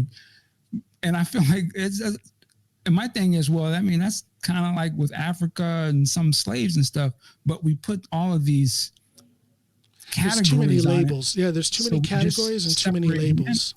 Yeah, but if it was just some aliens versus humans, you'd be like, yeah, we're on the same team, man. Right is right. Free those people. And my thing is, the show and the book is like, well, that happens, but what if there were humans who went to that alien planet, and when they got there, the humans looked at those humans from Earth like, how come you're not praising, you know, this religion that these aliens set up for us? How come you don't want to look like the aliens? And you would be like, are you crazy? Like, we're humans. Right, exactly. We got to defeat the bad guys. But you know, but again, I really think it is that simple. If we can just see the humanity in each other. Right. And this also goes, this goes both ways. I can't look at all police officers and put them all in the same box. Right. You know, I see what the Chauvin guy allegedly did in Minnesota, and that's him. He's the one who made that mistake. He's the one that played a hand, allegedly, I have to say that, in the death of George Floyd. I can't say that all police officers are bad, because they're not. I know that for a fact. Right. And then in the same breath, in the same breath, people also have to recognize the humanity of Black people, because I will say this, that there are way too many police. Here's how I'll say it: there are way too many police officers who have way too little recognition of the humanity for Black people. That's the problem right there. And again, that's not all police, but way too many of them have too little recognition for the humanity of Black people. And that's why we are where we are today. I would say, particularly in America, there are way too many people, period, who fall into that, whether they're Black people or whoever else. Because I do think that all people have been influenced by stereotypes and just the constant pushing of imagery and media, that it has affected everybody. It's not only just affected the police officers, but it's also affected the victims of the police officers, and it's affected the people who are on the sidelines. They all don't see the humanity of Black people. There's a lot of Black people that don't see the humanity of Black people. And I understand. Look at all the shootings in Chicago. That right there tells us that Black people also have to take care of their business when it comes to recognizing their own humanity. Right. And we're all have been influenced. I just think that's the honest thing we sometimes need to get with. Like, listen, we're all the victims of this sickness, or this, this sort of mind thought that certain people don't have the same humanity as others. And that's the problem to me. Like, when we can admit to that and start to work toward that, then we can get through. Because again, it's not just the police. It's the people that are not the police, but they have that either subconscious or conscious. They have that fear as well. I'm a Black man, and I've had times in my life where I don't want to walk on that side of the street. I see those young brothers over there, and I got a question mark. Where do I get that from? Why do I think that? Well, I'm just as influenced by the foolishness I see on the media as everybody else. So it's a sickness of I grew up, like I told you earlier, I grew up way out in the country, so I've never walked down the street and seen a bunch of Black brothers before. So I can't identify with that. No, I do know what you're saying. We all have way too much fear in our hearts. That's what it is. And too much fear. And where does it come from? Where does it come from? Where does that thought come from? Are we consuming too much social media? Should people turn away from Facebook and Instagram and Twitter? Well, this existed before any of those things came into play. But right? I'm saying maybe it's gotten worse since the prevalence of social media has become what it is. I believe it's gotten worse. I will say that it has definitely put the trauma of these events on Front Street. Yes. It is not just, oh, those Black people just keep saying this thing happened. That didn't really happen. Well, now they see actually, it. Now you get to see actually it did now happen. They see it, and that's a good thing. The shootings we see today, they've always been happening. It's just that we never had receipts. Yeah, exactly. I don't think there's more police killing unarmed citizens now than there were 15, 20, 30 years ago. I think we just see it more. So we agree on that. But there is something with social media that then, we see these things happening, and then social media does something to us to where we start arguing where there shouldn't be an argument about these issues. I would question to say if it's not an argument. I think that before we just never without the lack of information, you had no reason to ask a question. That's true. Because you didn't know it existed. I don't think you shouldn't ask a question. So to me, it's like, well, you're seeing a little bit more truths than we're used to seeing. I think too, it's a byproduct of you have a generation who knows a time before that, and there's a generation who was born into it. I think maybe 20 years from now, the generation who was fascinated by social media, which I think I am a generation of, will not exist anymore. That's true. And kids are just, what's the big deal? Social media was here the day I was born. Right. Totally different perspective. Yeah. There's a reason why cell phones sell crazily. This is most people who are not alive when these existed. This is fascinating to me. Like, if you gave me this as a kid, like, are you crazy? What is it? It does videos. But there's going to be a generation where this has been here from the day they was born, and it's not going to seem like it won't be as fascinating. Like color TV was fascinating to people when that came out. When TV came out, that was fascinating. Like, I can watch this at home. Oh, the influx of but then I was born with TV on. So I've always watched TV. How often do you buy a new cell phone? How long will you hold on to that before you buy it? Sure. So the one I had before this, I had it for over a year. I'm not the top of the line. I didn't used to be I got to have the new, but when I realized what I could do, again, for me, oh, you mean I can do video? Yeah, I got to have that. Why would I not have that? But, I guess I've always had cell phones. I remember I had a pocket PC back in the day, which was very early version of the cell phone of today. So I guess I'm always had tech stuff to some degree. I just found, again, they were fascinating to me because of what you could do with them. And I remember a time when you couldn't do that. Like you had to buy a whole bunch of stuff to be able to do video, and you had to have a mixer, and you had to have this. And I look at how have one thing. I look at how my thoughts around the cell phone have changed. When I got my first one, I want to say it was in late 2001, and I had it. I needed to get it for my job. I had to get it. They told me I had to have it, and I hated it. I hated carrying that thing around. It was a pain in the ass. And then here I am today. Now, I'm not the kind of person who every time a new iPhone comes out, I have to buy a new one. I have this one that I bought about a year ago, roughly, and I'll keep it until it doesn't work anymore. And then I'll buy a new one.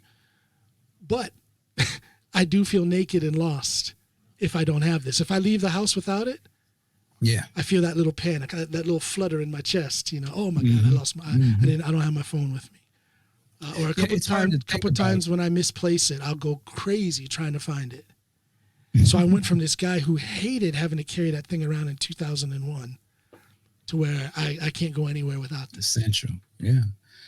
It's hard for me to think, like, how would we, like, all the stuff that I do now, I'm like, God, I can't pull up an address to some place. I can't get directions. I don't remember phone numbers anymore. I used to remember everybody's phone number. I remember my phone number. I remember my wife's phone number, and one of my best friends that I collaborate with music on. I remember his phone number. That's it. I don't remember any other phone numbers. I think it was because now your brain understands there's no need for me to retain it got lazy. this. Yeah, I can do something else. I mean, we adapt. That's what I say. People, we're going to adapt. And I can only imagine in 20 years, we'll look back at these phones. And 50 years. We're going to do another podcast episode, remember? Well, I'm just saying in terms of technology, we'll look back at this and be like, man, those phones that we had in 2020 or 2021, they weren't nothing compared to what you're able to do, even if they even have phones at that point. Maybe it's implants or something. You never know. But I mean, we'll talk about it in our podcast in 50 years. Talk about we're probably blown away by the changes. Talk about what do people think of Michael Jackson and Prince, and what do they think of cell phones in 2021? Well, I was talking to my son, and he was like, "Oh, there'll probably be flying cars and stuff," and I said, "No, there won't." Because I was like, if you go back and look at when I was a kid, what we thought we were going to be doing in 2021, we're not there at all. We're not there, and the things that we thought are super impractical and would make no sense. I was like, the innovations that will come are things that you're probably not even thinking about. And they won't be, I said, it's impractical to have cars flying because then everyone has to have flying lessons, and that would make no sense. But I said, what you probably will have is no one will have a car. Yeah. Like you'll be penalized to drive. Probably. Because I'm like, if you think about it rationally, a computer and an AI program is going to be way better driver than a person because it's totally predictable versus having some nut behind the wheel. Well, they're working on that technology. They're working on that technology already. So I bet you it's right around the corner. Yeah. Yeah. It sounds like it's going to be things like that we will see. The automation will probably be out of control. Well, not necessarily in a bad way, but that will be the things that we're probably not thinking about. Right. That 20 years you'll walk into 20 years you'll probably be like, remember you used to go to the grocery store? You're like, what is that? Yeah, what is that? What's a grocery store? I mean, you used to go to the store and you get a cart and you would put the stuff in the cart and then you get in line and wait in line and pay for everything. I can imagine that would be totally eliminated where everything would just, you'd order it and your groceries are delivered to your door. Like, why would you waste time going to the grocery store? I see stuff like that. See, and then it's also different from country to country. You know, I'm born and raised in Ohio. Except for my military service, I've always lived in the States until I met my wife, married, and moved here. And we'll sit and we'll compare, and she's only a couple months younger than me, so we're the same age, and yet some of the references I have are totally unknown to her. Something as simple as, a song might come on the radio, and I'll be like, oh yeah, remember that video when it came out? And she's like, but they didn't see MTV here for like the first 10 years at MTV. They just didn't have it. So the cultural references, what might be a good cell phone in the States may be a piece of junk over here, because the technology is also different from country to country. Right. So social references, in Japan or Asia in general, China. Yeah, well, we joked about it earlier, but I could see how we were talking about music people, and they kind of start to have this stuff now. There is a semi-popular AI rapper.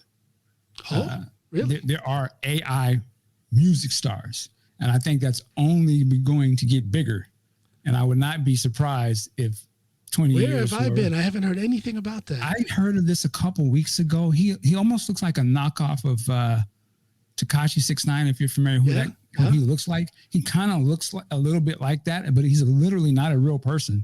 And he's got. I hope he looks better than Tekashi 6ix9ine. He looks very weird, but he's got an online presence. Really? He's got a lot of followers.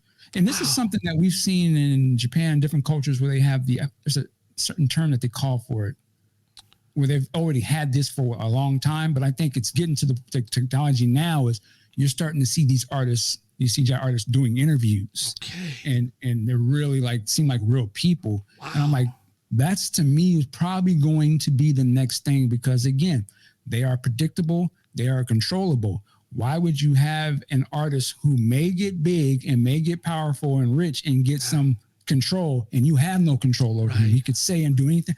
Why not get somebody that'll work all the time, and you can guide the narrative of that artist, and he was never going to say anything that would disrupt his corporate opportunities, finance opportunities, and it would work. If they can get it. The technology with CG and all that stuff, you can have a concert. It doesn't have to just be a video thing. You could actually fill up a stadium.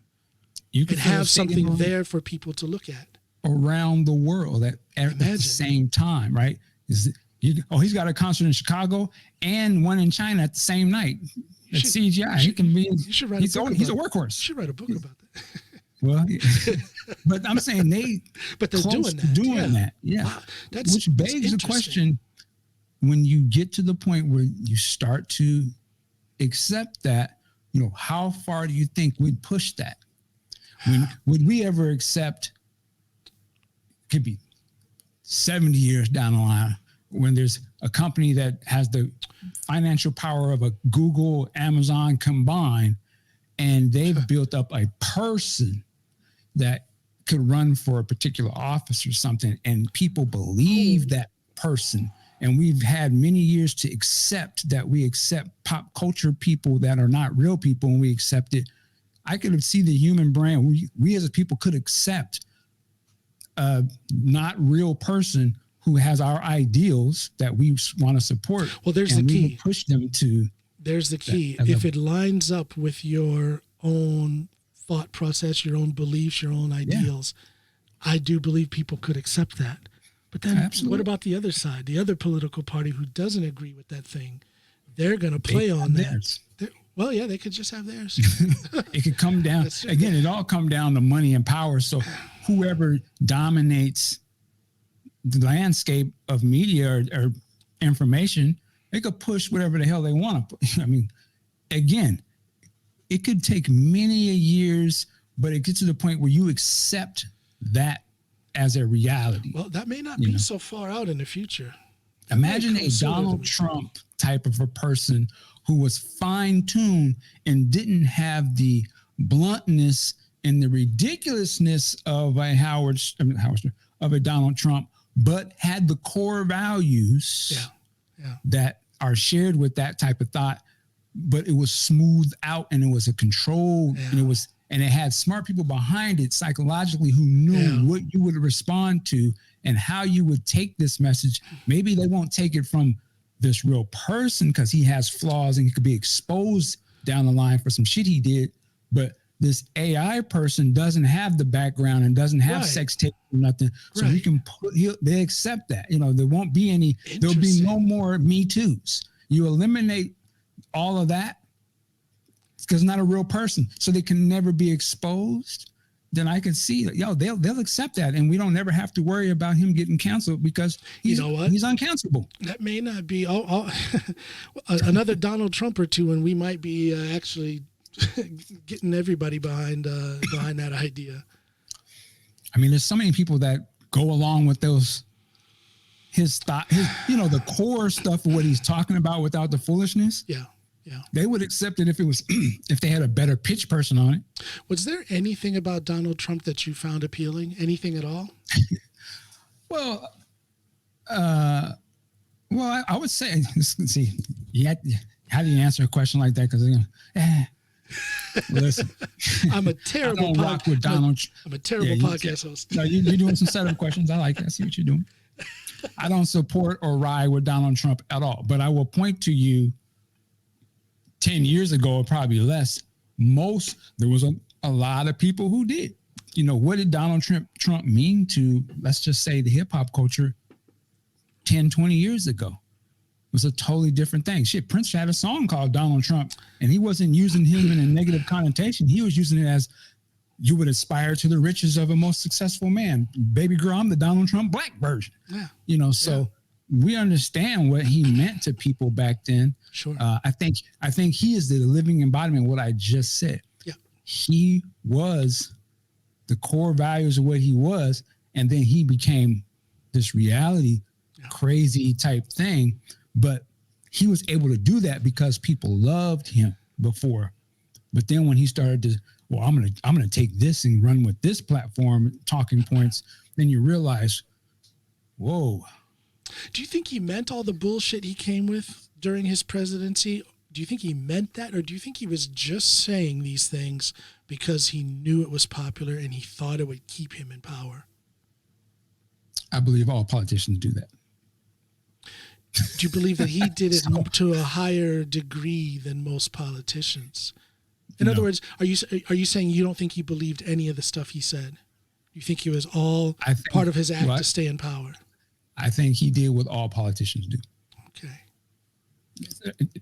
At the core of what he did, in my opinion, what most politicians, I'm going to tell these people what I think is going to make me win.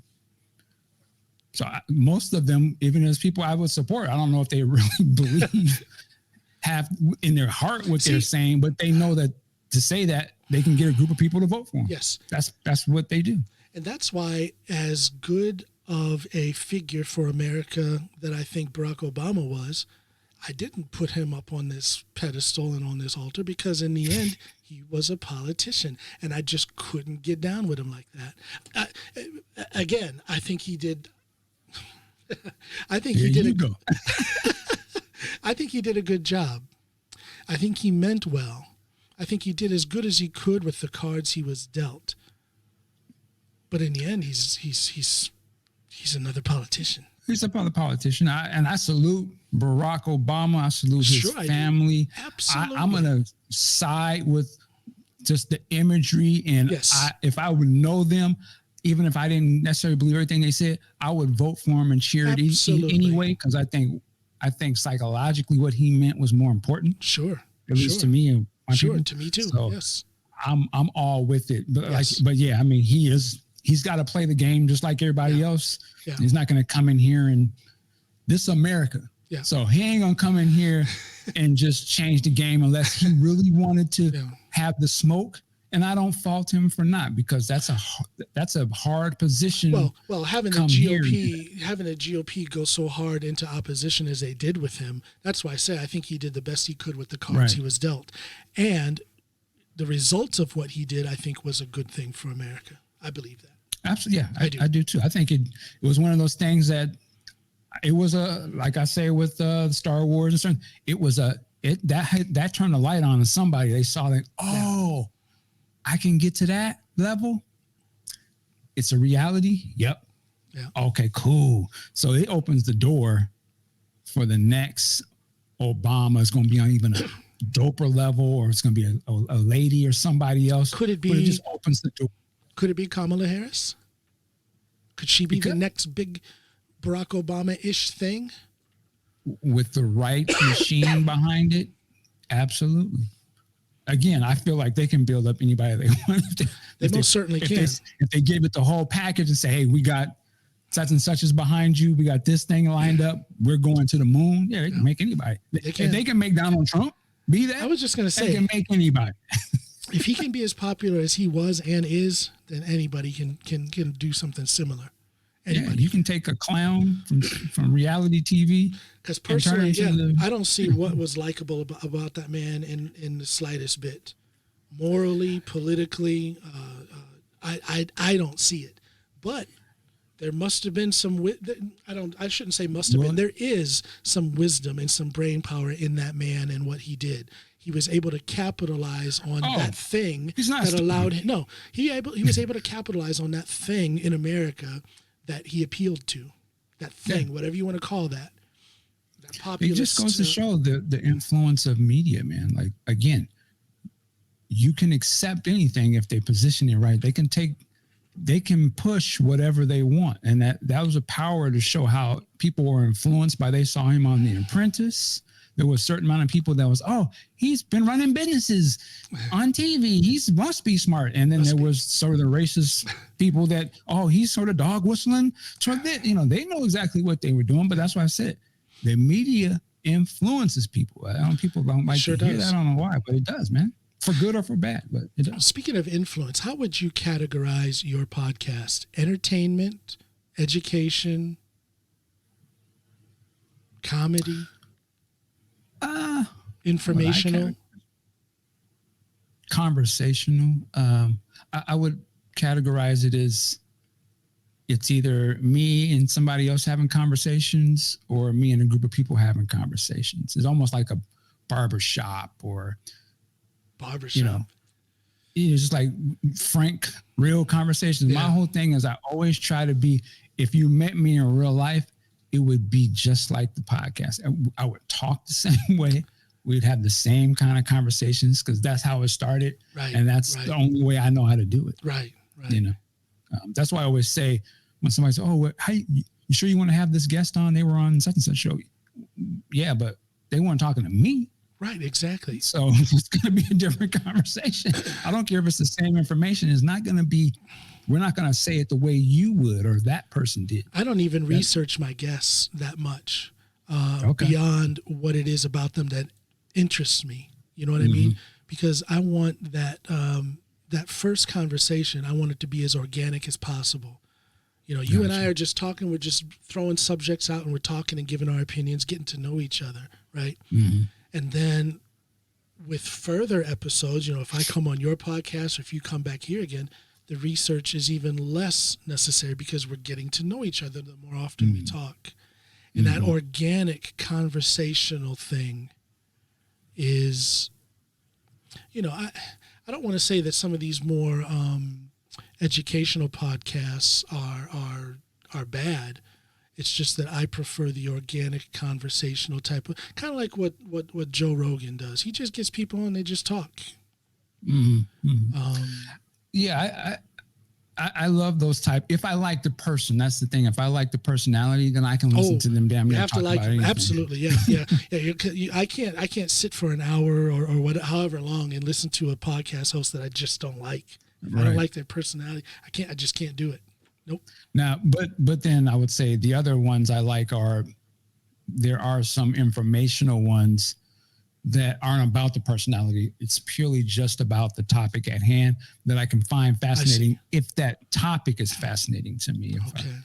I'm trying to think. There was the ones by Wonderly where they do business wars. I don't know if you heard of business wars. Yeah. I love those because if it's a topic, how Netflix versus Blockbuster, the story of that. Okay, I'm into that. I want to hear about that. So those are more sort of scripted narrative type shows. There's a great one they did about New Jack Swing. Just how that started with Teddy and Guy and all that. And now something like that I could listen to. Yeah, Taraji P. Henson narrates it, but it's a story. They telling a story. So I like Taraji is the narrator? Yes. I'm gonna start listening. Yeah, there's some good stuff out there. There's some great stuff out there for sure. So you have you ever thought about trying to bust into radio, which is a cousin to podcasting? Yes, I've definitely thought about it. I feel like you might lose control. You might lose a little bit of control. Well, that's what I'm saying. I struggle a little bit because I like to talk about what I like to talk about. Yeah. And if I'm forced to sort of talk about things I'm not really into, the passion isn't there as much. And I like podcasting. I like the control of it. You choose your own guests and everything. And as a radio host, you probably wouldn't be able to do that all the time. No, you're sort of locked into a thing. Now, if someone was like, we want you to just do exactly what you do on the podcast, then possibly, okay, I could maybe get into that. But yeah, I've thought about it. I mean, I'm a talk radio guy. That's what I listened to before I started podcasting. I still listen to it sometimes. I study talk radio. I understand it. And there's things that I do that I've gotten from that. I served 4 years active duty in the U.S. Marines. And then after that, to get my head together and figure out what I wanted to do with my life, I took a job as a truck driver. Okay. I did that for 18 months, drove all over the United States. And that's when I got into listening to talk radio. There was a guy out of, I believe it was WGN out of Chicago, Jay Marvin. He used to do a talk show, politically based. Okay. And that's when I fell in love with the concept of being on a microphone and talking and actually inspiring and moving people and being inspired, because he would have, Joe Blow from the street could call in, and it wasn't like ask one question and then you're done. He would have people call in and he'd talk with them for 10, 15, 20 minutes. And that exchange fascinated me. And that's something it seems like they don't do in radio, at least in the talk radio here. They eliminated the caller. Yeah, this was back portion of it. When was I driving? This was like in from 94 to 96. Okay. And then I kept listening to it when I stopped driving. I kept listening to J Marvin. I listened to him up until, when I moved here, 2001, 2002. He was still doing it. I think he's retired now. But that was the main guy. I couldn't get into Rush Limbaugh. Again, the personality thing. I don't like his personality. I couldn't listen to anything that he had to say. Howard Stern was also a little... I used to listen to Howard heavy. I used to listen to him, but sometimes I had to go away because he just got too much. Right, I dig it. Too much. Yeah, there was a period where I used to listen to a lot of that. I got into him really late, but Tom Joyner. Yeah. So they didn't have that here, so I know who he is, but it's nothing I was ever able to listen to. Okay. I think what I would listen to. There's local guys that I like, and I don't even agree with most of what they be saying, but they are very entertaining to me. Yeah, I like that conversation. The conversation can be entertaining. I don't have to agree with the subject matter. Again, it boils down to the personality. I could have listened to Rush Limbaugh for entertainment purpose, or maybe, even to learn what the so-called other side is thinking. Sure. But he as a person was just so despicable to me. I couldn't do it. I think I tried to listen to him maybe 2 or 3 times, and I never made it longer than 10 minutes, and I would have to stop. And after 2 or 3 tries, I gave up. Couldn't listen to him.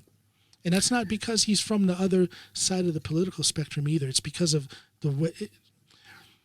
I can listen to any political opinion, and I can discuss and I can enjoy that discussion, but it has to be put forward in a manner that encourages discussion. Somebody like Rush Limbaugh tries to shove things down your throat. A lot of people you see on social media try to shove things down your throat.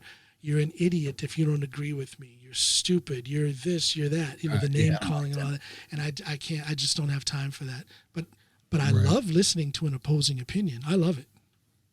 All right. Yeah. Yeah. I would say, you know, right now, at least the local radio, it was never any black people on the radio. So I would listen to it, but I would never like get all into it. And it wasn't really until podcasting really started to click in where I started to see, and then like with YouTube, oh, okay. Now we're getting our voices out there. So I really love the Charlemagne's. Oh yeah. Yes. Absolutely. I like he's very controversial to people. Tariq Nasheed. I think he is hilarious. D.L. Hughley. When I get to hear him sometimes, I think he's really good. I think Joe Budden is good. There's a lot of great people out there now, whether or not I even agree with everything they say.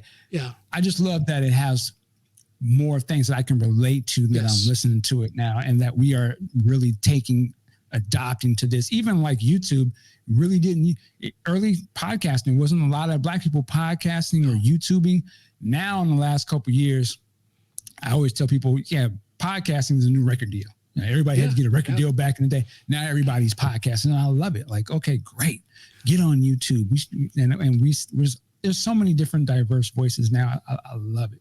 And it can be a good path towards financial freedom, especially once you get that monetization on especially YouTube. Absolutely. Get that monetization, and people. I don't know. I hope more people get into podcasting, more black people especially, because you know, if you're sitting there in your little bubble, or maybe it's a big bubble, and you're complaining about not being heard, there's a solution to that. There's a solution to that. They didn't crack the code on that. Yeah, podcasting is the solution. The Yeah. Podcasting, there's Patreon. There's so many other things now, and I see we're all over those things. I love it. Yeah. I love the whole thing. It's the door is wide open. It is beautiful. It's just beginning. It's just the door is wide open, and there's a beautiful view. Yeah. That's why I tell people, find that thing that you're into. Oh, you like. How much Kool-Aid do you put in the sugar podcast? Listen, there'll be somebody that's going to want to listen to that. And you be the one surprised. To lock that down. You would be surprised. Yeah. I've been doing this for 14 months now, and I'm not one to go back and try and rewind and say, oh, I wish I would have done it sooner, but I wish I would have started sooner. I don't usually say those things, but I wish I would have started this sooner, because it's good therapy. I'll put it to you that way. Okay. It's good therapy after my son's passing, and the people who I've met, the people who I've spoken with, the feedback that I've gotten from people, it gives me a sense of community that I didn't have before I started podcasting. Yeah. Yeah, man. It's a powerful thing, and getting your voice out there, and the more you do, the better you get at it. Yeah. And once you start to see the effects of it, I remember I was in Minneapolis one time. I was on the street in front of Paisley Park. I was walking down the street, and a car is going down the street, and the guy yells out the window, "Working like a job." I was like, wow, that's awesome. I love it. I was like, okay, I love it. We out here doing it. So you start to see little things like that, and you're like, wow, okay. It really sunk in for me that I was doing something right.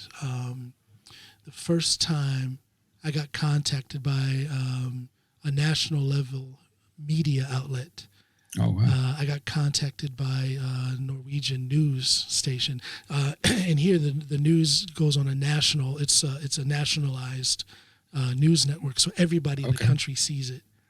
And I got on a morning show with these people who I had been seeing on TV, never imagining that I'd be sitting on that couch across the table from this woman who was interviewing me about my podcast. Wow. I know Blew that my had to mind. feel It's still, I great. get chills just talking about it. But that was the first time where I really, because, podcasting, it can be kind of lonely because it's not always easy to access that feedback. It's not always easy. Not everybody comments on YouTube. Not everybody will send you an e-post, even when you email, even when you ask them. I said e-post. I'm combining Norwegian and English. I'm sorry. In Norwegian, they say e-post instead of email. Anyway, yeah, e-post. So not everybody is so quick to give that feedback, right? And then all of a sudden, a national television station is calling me in, and that's when I knew I was doing the right thing.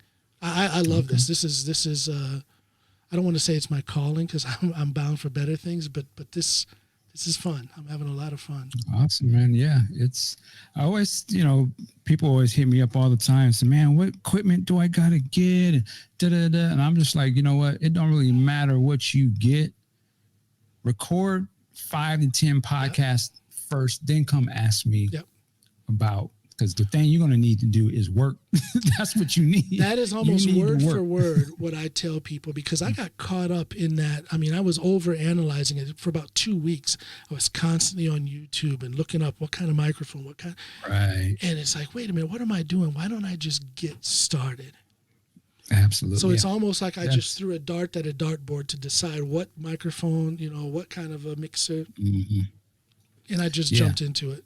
That's what you got to do. The hardest thing is that consistency and staying at it, man, because you can buy all the toys in the world, but if you just do that one show and then you leave it, it's nothing. Like, put in the passion, put in the work, and don't worry about the numbers, all of that. Because when I was podcasting originally, podcasting wasn't a thing. So no, with no numbers, and you didn't really know how it was going, but I liked it. I liked doing it. You know what I'm saying? I did it for myself. Do you worry about how many people are listening? Do you ever think about that? Do you ever try to think, okay, what do I have to do to get more listeners? Or do you just do your thing? Well, at this point now, I think about it in terms of how much, and this might sound bad, I don't care. I do how much more money can I get? Yeah. That's what, I don't need no listeners. No. I just need the bread. Yeah. So I don't trip on how many subscribers I have or how many listeners. I only look at the end of the month, how much is coming in on that Patreon account and how much is coming on that YouTube, so I can pay rent and do all these other stuff. Yeah. That's how I sort of frame it at this point. So I know there's things I can do that can generate more money or things I know are going to get clicks. Yeah. But in terms of if I have the most subscribers and all that, I used to care a lot. I used to pay for like stats and all that. I just look at my analytics in dollars and cents. I treat it like a job. Yep. And that's how I do it. I decided before I even started, I wasn't going to get caught up in how many people are listening or watching now that I'm on a video format. I'm not going to think about that. I'm just going to do what I do to monetize it and just look at the dollars and cents that come in. That's it. Yeah. That's and you'll figure out once you start, there's going to be something that, there's always something that I click at some point or go viral and you're like, oh, okay, this is working. And that, definitely pay attention to that. But like I said, I was doing it when nobody cared. So it's like, I'm going to still do it even if they don't care. But blissfully, some people do care. So you got something to work with. But what I found out is the episodes of mine that have gone viral is when I'm solo on the mic, no guest. Really? And when I'm ranting about, well, I take that back. I've had two guests, important guests that came on that really drove up the listens. But when I'm solo on the mic and I'm ranting or discussing social political issues back home in the States, those are the ones that have gone. And I acknowledge that, but I can't really act upon that knowledge because it's tiring. I don't want to get pigeonholed like that. I don't want to be the guy that's all he talks about. It's social political stuff. I mean, those things are dear to my heart, but I want to talk about them just when the spirit moves me. Gotcha. Yeah. I hear you. I just have to keep it real. I'm keeping it real with myself. Yeah. It's always the salacious sort of drama-filled videos. It's on YouTube that they can't perform, but then you got to ask yourself, do I want to constantly be in that. Yeah, You know, that can, like you say, to wear you down. I'll step in there when when the spirit moves me, when the inspiration, when the motivation, when the anger or emotion is there, I'll go there. But to make that my thing, can't do it. I hear you. Can't do it. I don't have any heart trouble at the moment, and I don't want any. So no, you don't want that. All right, man. Listen, it's getting late over here in Norway. It's like middle of the day up there, but over here it's about 9:30 at night. I gotta. Oh wow. Yeah, I gotta get my beauty sleep. Got to do that. Well, listen, man, this was great. This is so honored to be on here. Oh, I'm honored that you came. Like I said, you inspired me. Wow. My buddy Aaron Turner, shout out to him again, told me about you. I checked you out and got inspired immediately. So awesome. The honor is mine, brother. I like what you're doing. Keep pushing each other. Yeah, let's just keep doing it. I like what you're doing. I want you to know you always have a place here. Anytime you have anything going on, I want to have you back on. Whenever you feel like coming back on, you've got a place here. All right. Maybe we do one where we really go. We'll geek out on some Star Wars and different stuff like that. Oh man, I know those movies by heart, so I'm ready. Okay. I'm ready. I'm ready. Should've told me that. Oh man, I'm ready. Okay. Awesome. Michael Dean, everybody. Check out his podcast. Check him out on YouTube. How do they find you? What's the easiest way to find you?